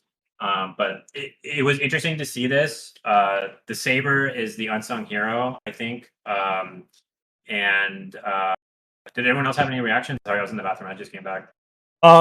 No, honestly, like this is not surprising to me at all. Like when we thought about this, we were like, we thought these, like the F-14 is going to have more missiles but harder to fly, even though people are like, yeah, it's like, and like I say that, and I'm sure Discord and chat's already exploding. The F-14's easy, blah blah blah. Get good, but again, like there's no meaningful difference between the MiG-29 and the F-14. And what I had mentioned in Discord before is that our purpose of adding these aircraft is not to necessarily balance them against each other, like top tier versus top tier. It's to make it interesting for everyone else, because there's only 2 of them. What are those boss fights like? Because I know the feedback section, some people are like, we should add the F-15 because it's FC3 as well, and FC3 is easy mode. And I don't think people understand like what the F-15 would actually bring to the table, or things like that, or even the Mirage 2000. And then again, based on my icon, I absolutely love the Mirage 2000. I don't think fighting a Mirage 2000 and MiG-21 would be fun at all, or balanced. Might be balanced against the MiG-29, but that isn't necessarily the point of what we were trying to do. And it looks like statistically, things have worked out pretty even. Any other comments from the staff, or anyone else agree, disagree, think I'm a complete idiot, or do anyway, because irrespective of what I've said? No, I think it's really nice to see. I mean, I really think it's cool to see how it's kind of shifted over time, and people are kind of adapting and learning. I mean, I think this also highlights kind of that you should fly what you want to fly. I mean, like the Saber is doing fairly well, despite, for all intents and purposes, I would not describe the Saber as being a meta plane. But if you have fun with it, like, you should fly it. And I think that's like a hidden story of this figure, that if you enjoy it and you want to get better, you should fly it, and you will get better and you will have fun. And if you don't want to fly it, like, that's fine. But yeah, and I think it's interesting because a lot of people sleep on certain aircraft. Because, like, again, F-86 1-on-1, you can, if it's got missiles, you can't always run away. But like, it's pretty much an underdog. But if you get into a merge with a couple of F5s and then an F-86 shows up, like, you're in trouble. Even in a MiG-19 where you're pretty dominant, like, 2 circling an F5, and you could just stiff arm them to the deck and they run out of energy. F86 shows up, and now you've got to start playing in the vertical, and you're like, well, crap, he's going to completely outturn me, and has better slow speed handling. Like, what are we going to do? So it's like having those, same with the MiG-15 too, just having those aircraft in a mix, like really changes the calculus of how you approach a fight. Like if you're in a MiG-21 going, two MiG-21s fighting two F5s is completely different than, three F5s fighting two MiG-21s and a MiG-19 or a MiG-15. It really changes on what they can and cannot do. And I think it brings some, interesting gameplay into the server. Yeah, it's interesting. The other thing too I'll say is that the skill difference in people that know how to fly the MiG-29 and also the F-14 is pretty interesting because some people really know how to really use those planes. There's one player in particular or actually two, that fly the MiG-29 and only use the R-27, and that's it. They don't even bother with the R-60. So that's been very interesting to see how people fly it differently. But yeah, these are the numbers. And again, the air-to-air difference is 3.8% between the two planes. So it's not that much. Let's go to the next one. All right. So weapon hit percentage by all the different weapon types that we have. And so do you want to say anything before I pull up the slide? I would just ask people in the chat real quick to think about which weapons have the high, like top three, which weapons have the highest hit percentage. I'm kind of curious where people's minds are at. I kind of want to ask the staff. I think I maybe spoiled this to the staff the other day. Did you guys see these numbers already or no? Yeah, you showed it to me, so I'm not going to guess. RS to US for sure. That's top percentage. Again, so we looked at launches and hits. RPO and did not count for. Game 7 is definitely not going to be as good as what people might think it is. Fox 5s. Sparrow, Okay, if so no TK included. Okay, so let's go to the next one. So this was pretty shocking for me to see. I honestly was disgusted when I first saw this, and I had to think about it for a minute. And it wasn't really the ones that are really high; it was the ones that were really low. So I'm going to talk about the ones that shocked me. So if we look at the far right one and look at the AIM-9L, which is number 13, the AIM-9L from the F-14 has a 24.7% chance hit rate, while the AIM-9P, or sorry, the AIM-9P from the Viggen, right above it, has an equal hit percentage. Which I just can't explain it. It's just so funny to me. Well, and the AIM-9P, which is essentially the same weapon that's on the Viggen, the RB-24J, like that's number 3. No, sorry. That AIM-9P is the one from the F5. Yeah, I know. I'm saying, but it's the same missile. Yeah. It's the same missile, and it's still like its batting average is like high 3s. Yeah. The R3R was also really surprising to me. I was shocked how low it was because I mean, not to keep my own horn, but like I definitely have a much higher hit percentage than 15% on the R3R, so that was surprising to me. Yeah, the P5 is crushing it. The R27R is obviously really strong. It was absurdly strong at the beginning. The day that when the stats were released, it actually had like a 60-something% hit rate, and then it started to come down quite a bit. So the only thing I'll say is I genuinely want to remind people we care, and we're spending a lot of time and we're looking at the numbers a lot. We may not communicate the numbers a lot because we don't want to inflame the community. But we look at the numbers quite a bit, and I believe in math. And I think there needs to be more data before we make any changes. And that's why we didn't immediately do anything, because the R27R number did come down quite a bit. Any reactions from the staff or anyone? I just want a big call out to Tycho with the RS2US up at number 4, 25-8. Those are some solid numbers. Oh,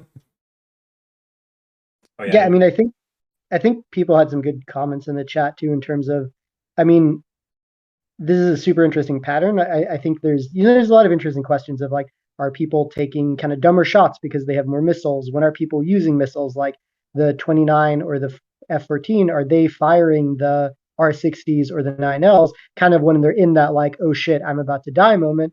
And then, you might guess that like they would kind of be less accurate because they're just in kind of dumber shit.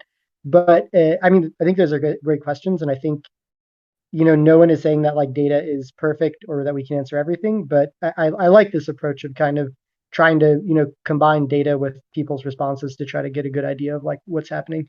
And yes, we are totally working on some super complicated multi-level models. I want to do some SEM modeling, but we'll see. Yeah, the other thing I tried to do, I was working with another person on this. I have a hypothesis, which I can't prove yet. I've been talking to Special K to make a change to the stats bot so we can have sortie in there.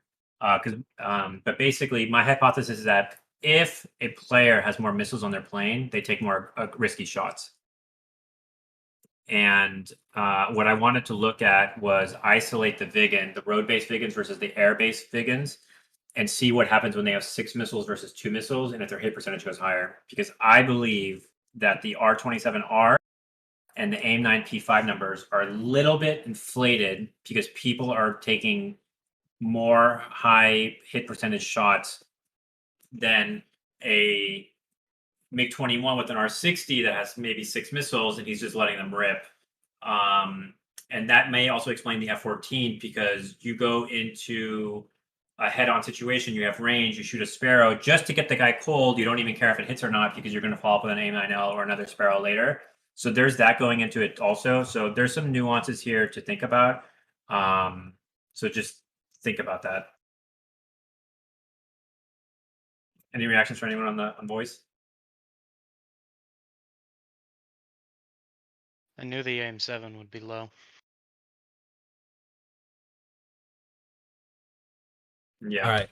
Next slide. He's kind of expected. Yeah. So we thought it'd be interesting to look at what's killed the F-14 and MiG-29. We can go right into it. Tempest, you want to show it? So this shows what was what killed an F-14 or MiG-29. I just thought it'd be interesting to show people like what's going on. So I don't think we spent too much time on here, but then I mean the numbers basically speak for themselves. I think this kind of comes back to what I was talking about earlier. Like if you're looking at this, like when people are like, "Oh, the F-14 is so much harder or so much better than the MiG-29," or vice versa, like that whole discussion, that kind of misses the point of what these aircraft are there to do. It, on the one hand, yes, we want the bosses to fight each other. So if there's a MiG-29 in the air and there's an F-14 in the air, hopefully they engage each other. But because there's so few of them and there's so many of the other aircraft, they're going to be fighting like the mainstay aircraft, which is the MiG-21 and the F-5. And it's encouraging for me to see that there are more deaths to the common top tier fighter, the frontline fighter aircraft, the MiG-21 and F-5, than other stuff, right? So, yeah. I don't think there's much there. Can the hero in that hind please stand up? Yeah, who's the hero in the Mi-24 who got that Tomcat kill? Where is that guy? The Frogfoot and the Warthog ones are pretty interesting too. No, the Frogfoots aren't as interesting because of the missiles are really good, So if you fly in front of a Frogfoot, you got R60Ms, like you're making a mistake. Well, it's interesting that they get in that situation. Because they're the lower level planes. Like that's the plane that everyone could fly, and that could just be some, a new player just wreaking havoc on someone that's just spent an hour earning 10 points. Yeah. Which, yeah. It could be though that the big plane guys think they can just go game the slow movers up front and forget that those guys can turn on a dime and still hit you with a heater.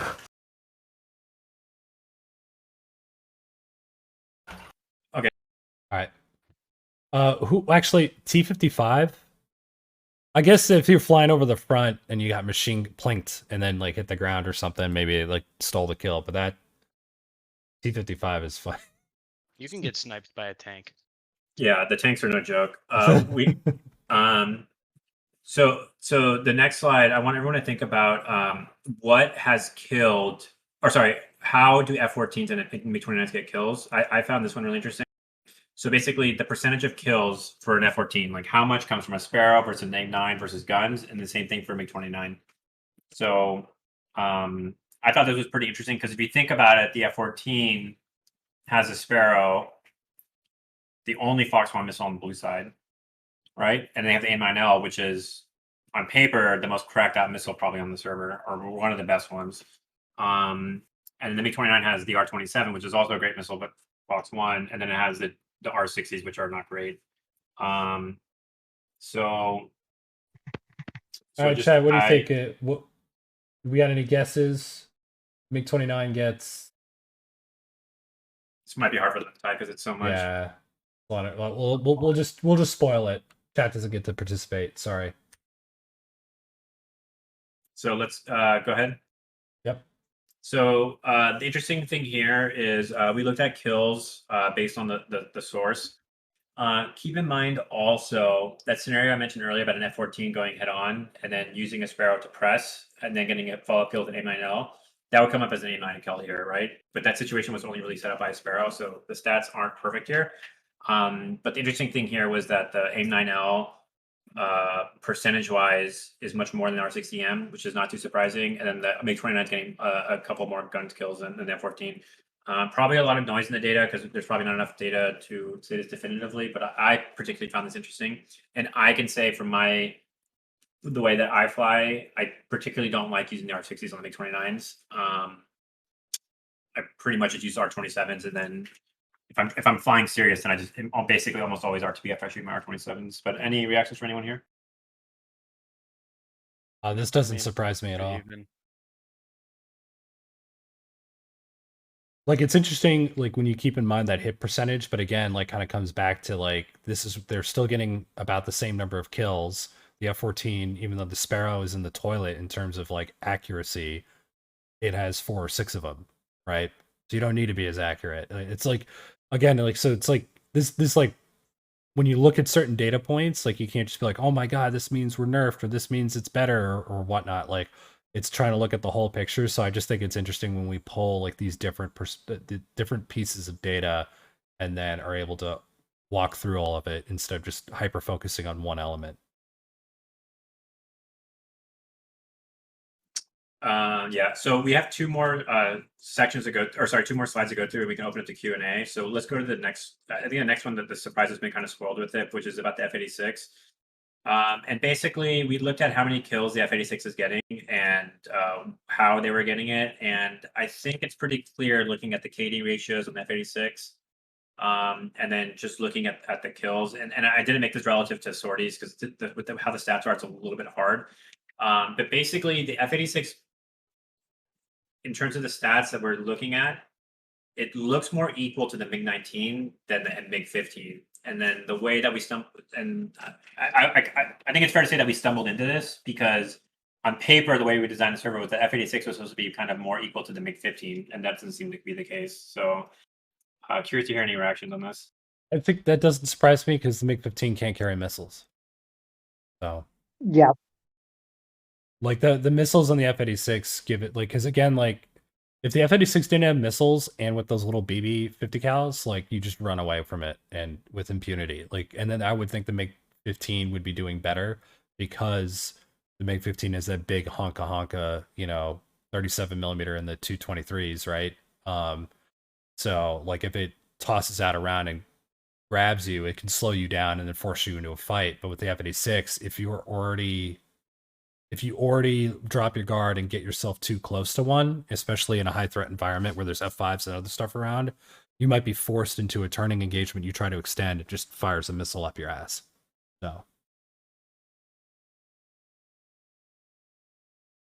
So I think this doesn't surprise me given the environment and that the MiG-15 more struggles and that it's similar to the MiG-19, because even though the MiG-19 is faster, it can't, or accelerates better, the MiG-19 really can't use its speed compared to everything else. Like the F5 will outrun it eventually. It's got a higher top speed. MiG-19 will just start flinging itself apart. It's really the only thing the MiG-19 has is a better thruster weight ratio, so it can use the vertical better, and it's got the pretty much an equal missile, right? I think the F-86 missile is the AIM-9B. Right? Yeah, and Yep. now that it's fixed, it's pretty much the same. So I don't know. I found this interesting. I found myself digging into this because I was really surprised by the KD ratio on F-86.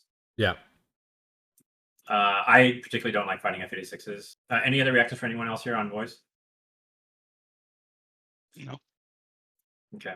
I For the next love one? F-86 fights, especially if I'm in a MiG-19. They're a lot of fun up until when a MiG-29 shoots the F-86 with an R-27. That's not fun. All right. How did yeah, red this next choppers one- die?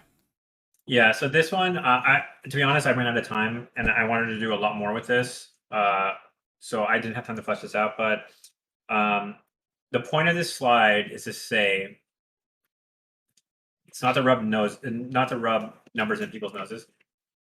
The point of this slide is to say that we read Discord, and if people are complaining about something, we do look into it. So that's really the point of this slide. And then I found some funny numbers in here, and I thought I'd share. But pretty much, there was a hypothesis in the community that the choppers are dying a lot because of GCI, and they're getting hunted down, and they have no chance to get to the front line. And what we saw in the stats was that red choppers are getting a lot of kills on the front line, so much that it pretty much is totally catching up to the A10. The Hind plus SU-25 pretty much catch up to the A10, or maybe even eclipse it a tiny bit, which was interesting. And we just wanted to show how red choppers die because I found this interesting.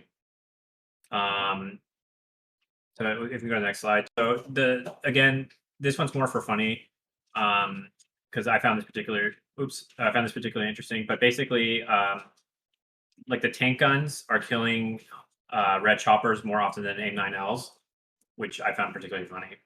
And then also, red choppers are dying more to the blue APCs than AIM-9P shots, which to me I found really surprising. So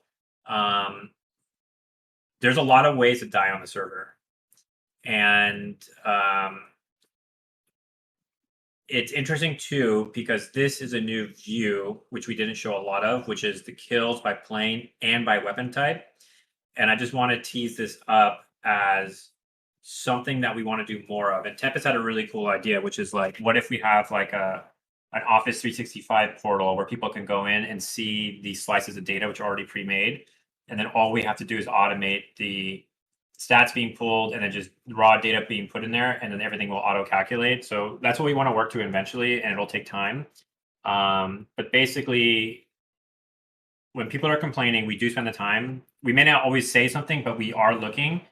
And basically what we found is that like there isn't a oppressive amount of Hinds or MI8s dying to just planes. They're just dying across the board, which I found particularly interesting. So any reactions for anyone else? Vulcan. That's Yeah, pretty the Vulcans are rough.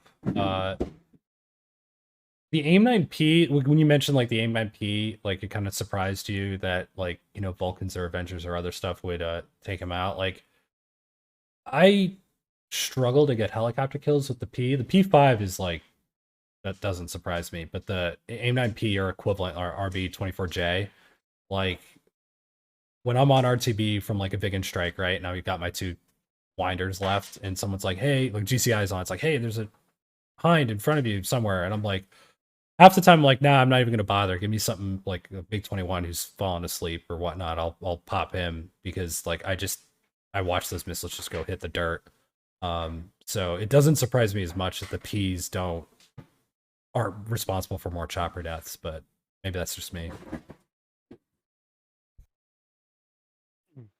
I like the A10, the Gazelle, and the Huey going in with their guns on them.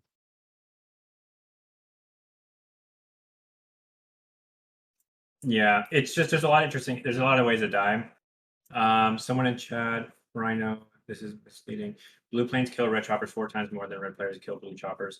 Yes, but keep in mind that what is the source of the kills? The hind is like one of the top ground killing things. So it does make sense that red choppers are dying disproportionate, like a lot more than a lot more often than blue choppers because they're just killing more of the front line than blue choppers. So it kind of makes sense that they're getting killed more. The other thing too is that the Hind is the third most played module on the server. The MiG-21 has the most playtime, then F5, then the Hind, then Huey, Vigan, A10, SU-25, MI8, MiG-19, and F-86. The Gazelle doesn't even rate. So just keep that in mind. And again, the whole point of this is to say that like there's gonna be more interesting stat views coming up. There's a lot of random ways to die on the server, and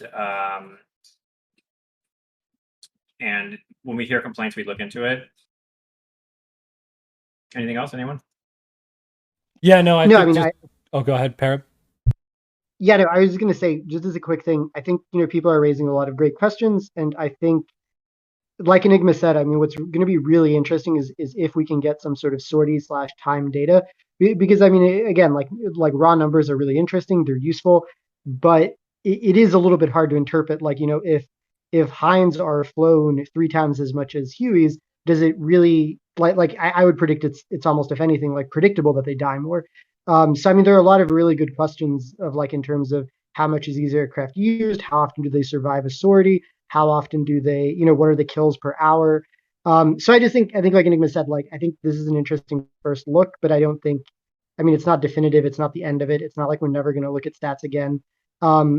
But I mean, it's an interesting first step into thinking about a kind of more complicated problem. Yeah, the other thing too, we don't have the ability to look at sorties. So like think about like when you guys play, you're like, I'm gonna do a sortie. I'm gonna take off and go do something in a helicopter. So you may take off and you may touch the ground a couple times as you're taking off. DCS immediately registers that as a takeoff event and a land and a takeoff and a land. And then you go and Caesar someone that's a takeoff and land. You go hit something or you're hiding from a plane and you land and you take off again. Like in the data, we're looking at things based on an event point, right? Takeoff and landings. But the helicopters take off and land so damn often, it's impossible to like figure out in the stat system like what's an actual sortie versus just what's someone landing and just picking up someone randomly with Caesar. So I do that, but it's not logged. yeah. I So track when they're active. Like if you just land in the middle of nowhere, that doesn't. My scripts don't care about that. no, I'm talking about the stat system for events because basically what we're trying to figure out I is know. I'm saying that we could do that, but we have to do it I can export that kind of data if you want it. yeah. So Just looking at that right now. yeah. So more to come with the stats. I think it's interesting. It's also interesting to see like how the other net takeaway too is that like things are really balanced in the server. So like imagine if the Hinds were dying way less, like what would happen to that whatever 3% difference in air to ground kills? Or what if we took the P5 away? Like what would happen to the air to air situation? So I actually didn't expect us to be in a situation where it's things are so balanced, it almost makes me nervous to change things up too drastically. But that's kind of where we are. I guess we can. I don't know. Any thoughts on this? Because I think next section is Q&A, right? Yeah, next session will be Q&A. I think we just open it up because I think people are going to want to talk about this, and we can answer more questions and do that discussion. All right, guys. I think it's worth noting as well, though, too, right? Like everybody's always like, clearly the numbers have said that we've kept it fairly balanced. It feels balanced, but everybody always wants us to throw in that extra plane. But it's such a DCS limitation because we don't have a purely Cold War set of planes. So it's a lot of balancing, and this weapon can work and that weapon can't work, and just adding one different plane, like I think you mentioned the F-15 earlier or something, like it drastically can throw off the balance. So I just obviously a little biased, but the curated state of the planes goes a long way towards that balanced feeling at the end of the day. So first question is, where's the Hornet, right? All right, guys. So we've hit the Q&A part of the stream. If you guys want to start posting some questions, it'll start capturing them, and then we can.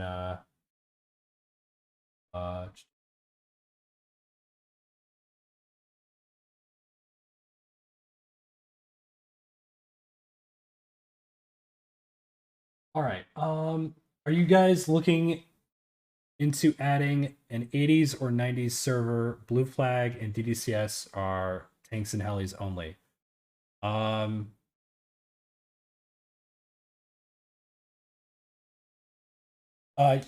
So I think the answer to that is yes, but not immediately.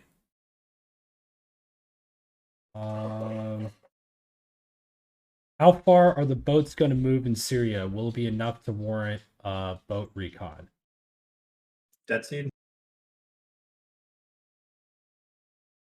Good question. So right now at Caucasus we have 4 events, and they're split between the bombers, right? It goes red bomber, blue bomber, red bomber, blue bomber to the end. So currently they launch every 15. Due to the time constraints, the boats are incredibly slow, almost like without question. No matter which one you use, we can only have them travel so far. So it kind of limits to make sure that they can actually be in and effective before their preset time event is up. Right now, I would say we can probably tweak them a bit. Right now, it's about 3 or 4 sectors total that they can travel in the allotted time before their event time is up and the next one starts. So about 4 sectors, give or take. So I don't think it'll warrant recon, but since you brought up recon stock, Yink, do you want to talk about the recon system? Do we want to talk about that now, Enigma? Kind of hint at that? Or is it too early? It's a little early. How about Yink? You want to explain the recon system that you've made so far? Just like the generally. Yeah, Just in just general, general yeah. level. So basically, due to current DCS limitations, I can't check if a plane has certain loadout. I can check if it has like weapons. So basically, I check a plane, and if it does a certain plane, so basically like a MiG-21 or a Vigan. If they don't have weapons, then it gives you an F10 option, which is enable recon mode. And it's basically like a recon pod where you get a certain amount of time to like take pictures or film. You basically like fly over an area, and the camera has a certain angle. It can like scan like areas, like it's looking down at this angle, and there's like altitude limitations and like roll limitations, like a real recon pod. So you basically like fly over areas, and you can basically gather data, and then when you're out of film or when you go back and land, it'll basically take the collected data and populate the F10 map with the XY coordinate, the barometric altimeter setting for each side. So it's like you have the metric one, and then you have like the vegan one, and that F5 one on blue, and on red you have that one, the metric one, and it gives you a type. So it just, if you're gonna use it on like, let's say frontline targets, it can give you types on like, okay, here's some anti-aircraft over here, or here's an easy one to kill. So maybe like the Heinz can like go in and kill the easy stuff, and the Su-25s go and kill like the air-to-air, which is like easier for them or something. So it's basically those 2 aircraft right now with no loadout can just basically scout out an area with a limited amount of film time and then return the film to get target data for their team. So that's what Yink's made. We're going to tie this into with the new class of targets to go after, which will take some time to build. I don't want to say too much because I don't want to ruin the surprise. And also the idea is much more fleshed out than all the code that's been done. But I'm really excited for the recon thing because we have a pretty dramatic idea and a new class of targets to go after that'll be related to this.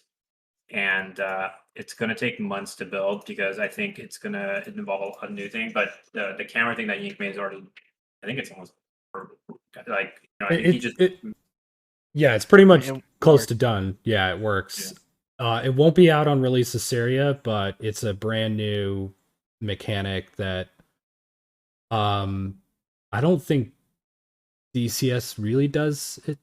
I don't know of another server that really does it like that. So it'll be really interesting, guys. And we don't want to spoil any of the surprises, but again, like more roles, more different mission types. You know, we're really thinking about all of that. So how will helicopters work on the Syria map due to the larger scale? So I think, Enigma, if I misspeak, you can jump in here, but the Syria has a lot, many more airfields for us to use, helicopter bases. We've got FARPs placed. I think we doubled the number of FARPs, if I remember correctly, Enigma, on Syria to account for that. So with the airfields, helicopter airfields, and FARPs, like we're not concerned with the larger scale of the map. We didn't double the number of FARPs; we tripled them. Oh, it tripled them. Sorry. Yeah, so there's a lot more. So basically, look, the easy way to think about this is the largest domino on the current map is 180 kilometers by 10. Okay, 180 by 10. All of the dominoes on Syria are 280 by 10. On Caucasus, there's only one large domino, right? Like the biggest one, and then they all get progressively smaller. On Syria, they're all the same size. They're massive. So the play area is dramatically much larger. And I'm just too busy to sit down and calculate how much bigger it is, but it's fucking huge. Yeah. The original mission was designed to be playable with 12 to 20 players because that's kind of what we were hoping for launch. And then we were like 56 players on day one. Right? So we know that like the server's really busy, and we know that like we outgrew our initial map much quicker than we expected, which is a good problem. So the new map, the new scenario addresses a lot of the concerns which you saw earlier, which is why we do these surveys, which is why we're so off on Discord to see what people are talking about to adjust these things. Let's talk about helicopters, people dying with helicopters after flying a long time. That would be oppressive and annoying on Syria with the map area being much larger. So what we did was we tripled the number of FARPs because we don't want the helo people being annoyed and pissed that they have that they're getting sniped or whatever, and then they have to fly really far away again. All right. We've got another question here. Are you worried about splitting the server population with the Syria map coming?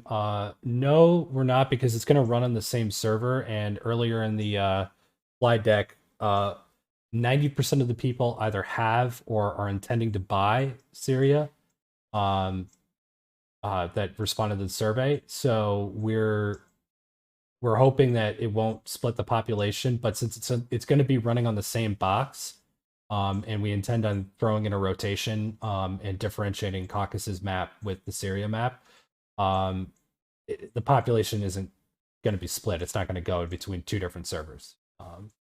So there's a really interesting question I see. I just want to make sure sorry to jump in because I think it's a really good question. This dude's asking, is the attrition review rework coming soonish? That's something that we did not forget about. I feel very passionate about the attrition mechanic, even though some people have forgotten about it in the community. I think it has a lot of potential. I just think it's too weak right now. And we just didn't know what the difference in the attrition values would be on the sides. But now that we have stats and we see how much the planes are worth relative to each other, and now that we have an idea of like what the KDs are and all that, because things are so balanced, basically we weighted attrition wrong. We weighted it so the default limit for you to push is 50 points, right? A difference in the front line value or in the side values. We made it so if there was I think a 5-to-1 loss ratio or whatever it was, it would shoot up to 500 points. You need 500 point difference in order to push. So it shouldn't be a 5-to-1 ratio or 3-to-1 ratio. I forget what the number is. It should really be like a 1-to-1.2 ratio or 1-to-1.1 ratio, something like that.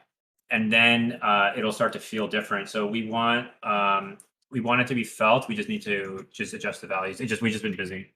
Yeah. When we threw the attrition numbers in there, we kind of just took a stab in the dark. We didn't have the data. Now that we do, we're gonna go back and adjust it. Ego asked how far are we from. Oh, go ahead. Wizard. It's easy to Okay. adjust to. It's literally just a single value. We literally just increase it. Yeah. It's easy. We just need to be like, hey, this is the value we want to go with. So we just haven't made that decision yet. Yeah. So yeah, because when we had the stat system, what we were trying to do. So remember that slide I showed where we showed that with the players numbers per every 5 minutes.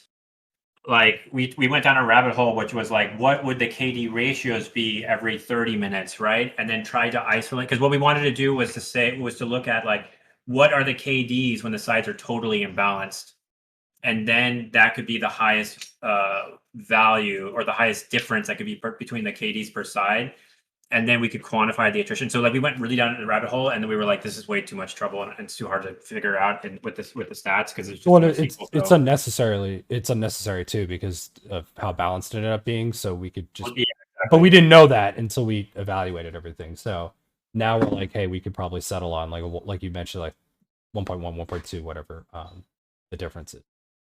All right. So how far are we getting away from a rear aspect missile mission?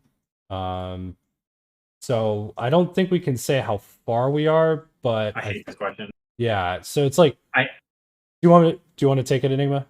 Yeah, I hate this question. I love your aspect, so I love the person that asked it.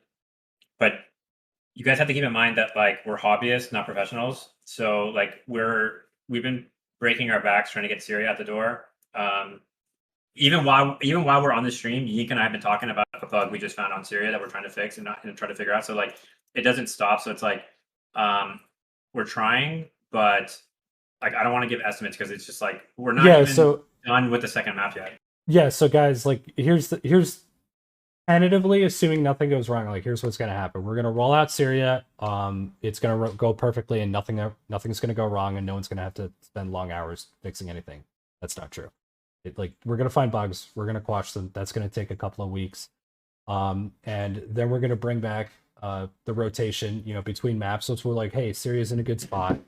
But there's a couple of other things that are kind of holding us up between really differentiating the missions. And Enigma and I, when we talked about this, we wanted the caucuses to be eventually like rear aspect only, like very early tier missiles, right? Like earlier aircraft, so no F4 and MiG-29 as like boss fights. Like instead have like maybe even the F1 and the MiG-23 or F4 and the MiG-23 as like the bosses that would show up, right?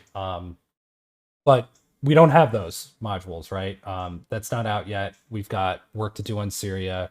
We've got also a list of other features that we want to do. So it's like in terms of giving a timetable, like we can't do it, but do we want to do it? Yes, it's in the roadmap. Like we're going to have like I think Enigma we settled on like 3, right?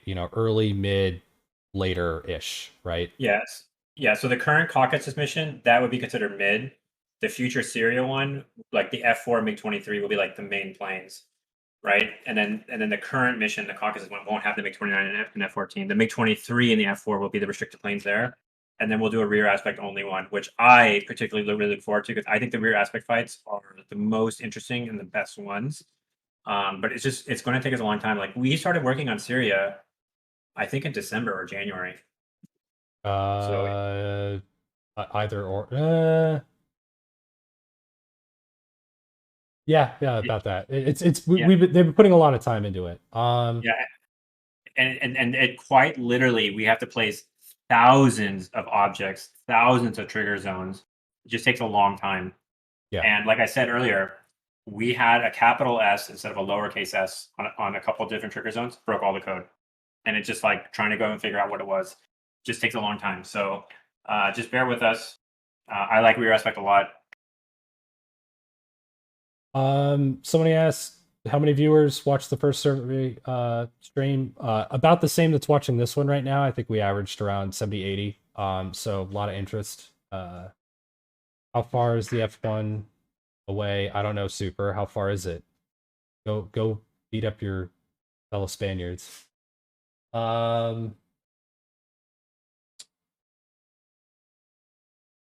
What 2 planes would be doing recon? MiG-21 with no pylons on it, no weapons, and the Viggen. Right, Yink? I mean, just That's the I only start. Yeah. said that just because it's MiG 21R and the SF-37. It's just historical.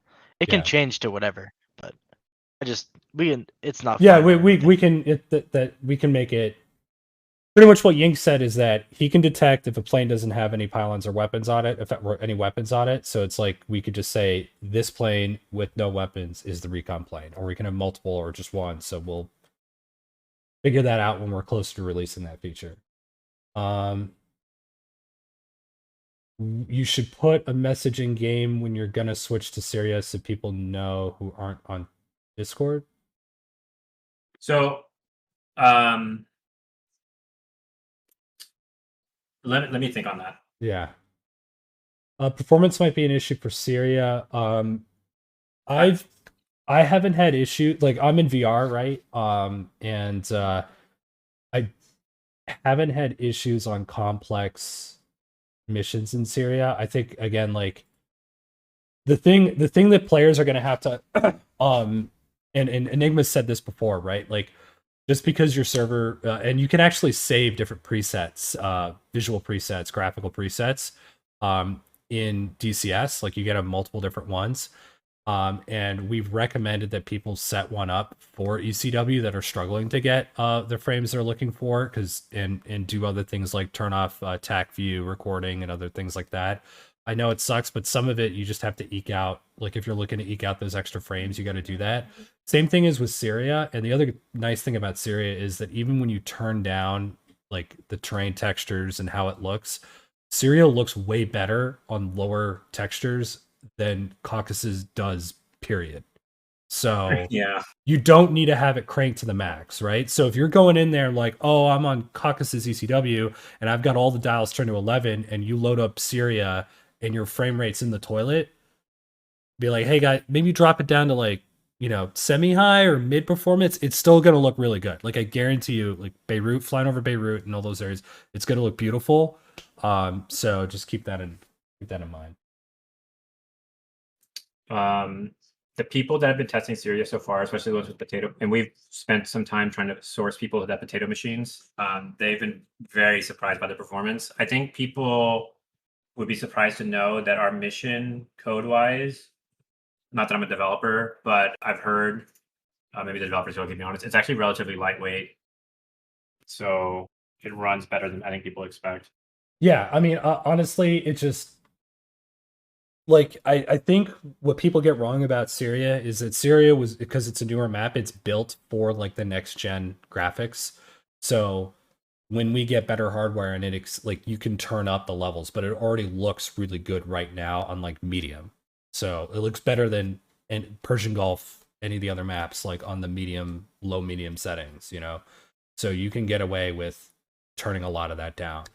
And again, if you guys are like confused or don't know how, like, people can help walk you through. Like, you could set up presets and say, like, hey, here's my ECW preset, here's my Growling Sidewinder preset, here's my, Syria preset, right? And you could set that up and switch them quickly in before you boot up the game, boot up a server in DCS.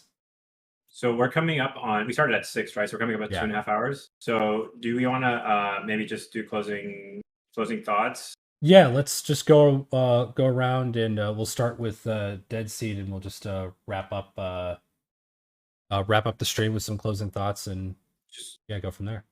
general reaction on the server or the journey of the server and mic drop. Oh, Dexy has to go AFK. So he just messaged me. Okay. Enigma. Parab. Okay, I'll go.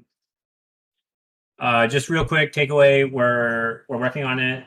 It's summertime, so I would imagine the development's going to slow down a little bit, which is natural because it's nice weather. I would also say that I'm very conscious of the fact that a lot of the discussion around stats is not really a discussion. It's more us talking at you because we have all the numbers and you guys don't, and that's a not very fair relationship, and I'm aware of that. So we want to try to make more visibility into the stats in general. But we're hobbyists and we only have so much time in the day. So I think as we give more visibility to stats and give more visibility to the players to it, I think that things will get better. I'm very determined to keep the server success going, to upskill the community, and I'm happy that players are vibing with the server, and yeah, I just want to thank everyone for the staff's work on the server and the players that play it. And I, even though I don't agree with everyone on the Discord and the people get passionate, I actually am happy that people get pissed off and passionate, because it shows that they care. And that was actually one of the metrics of success I was thinking about, is when people lose their shit when something happens and then they freak out.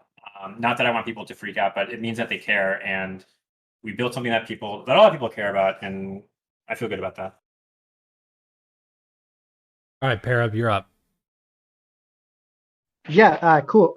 Yeah, I mean, I really feel the same way. I'm really happy everyone's enjoying the server. We got some cool banter, some good memes. I think it's really nice that people care a lot about the server and put in the time. I'd love to see a little bit more, like, I don't know, like squad vs squad, like a little bit more like Enigma said, like skilling up, like we can all kind of learn together, get some more like big group sorty things going. But overall, I'm really happy with everything. I appreciate again everyone filling out the survey. And again, even if you only have negative things to say, or you're not happy with stuff, I mean, just be honest, be concise. Like, it's all anonymous. I'm not like, I mean, I'm making sure people aren't like double dipping in the survey, but I'm not gonna like out you to Enigma because you said, you hate gamer socks or whatever. And yeah, I mean, if you have any questions about stats or particular things you're interested in, I mean, I'm happy to talk about it. Or if you're just like, I really have this question, can you make sure to include that in the next one? I mean, I can't promise anything, but I'll definitely look into it, or try to, include things that are interesting. But yeah, otherwise, just thanks for your time. Thanks for playing. I don't know, go shoot down some baddies. All right, Wizard.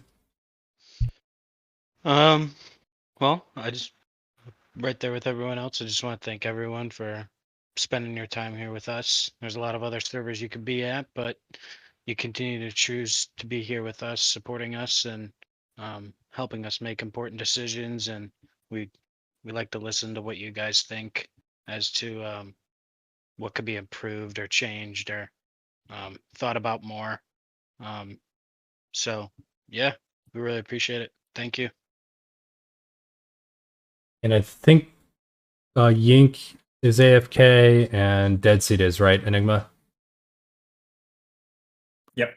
All right, so I'll wrap things up.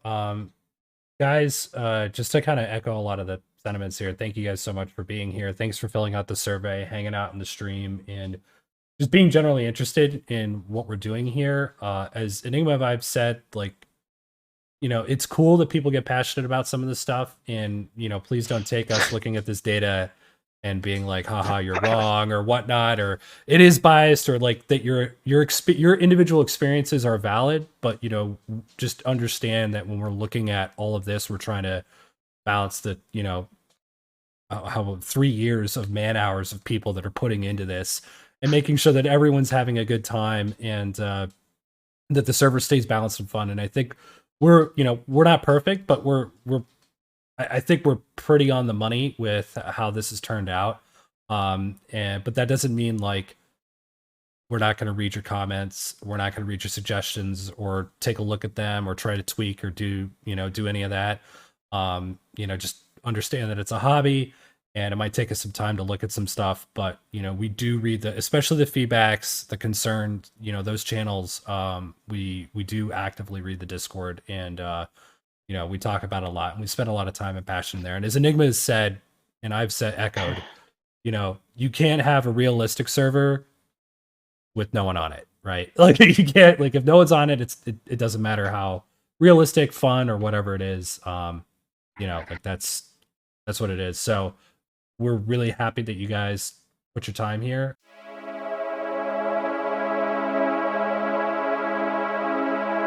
Yeah.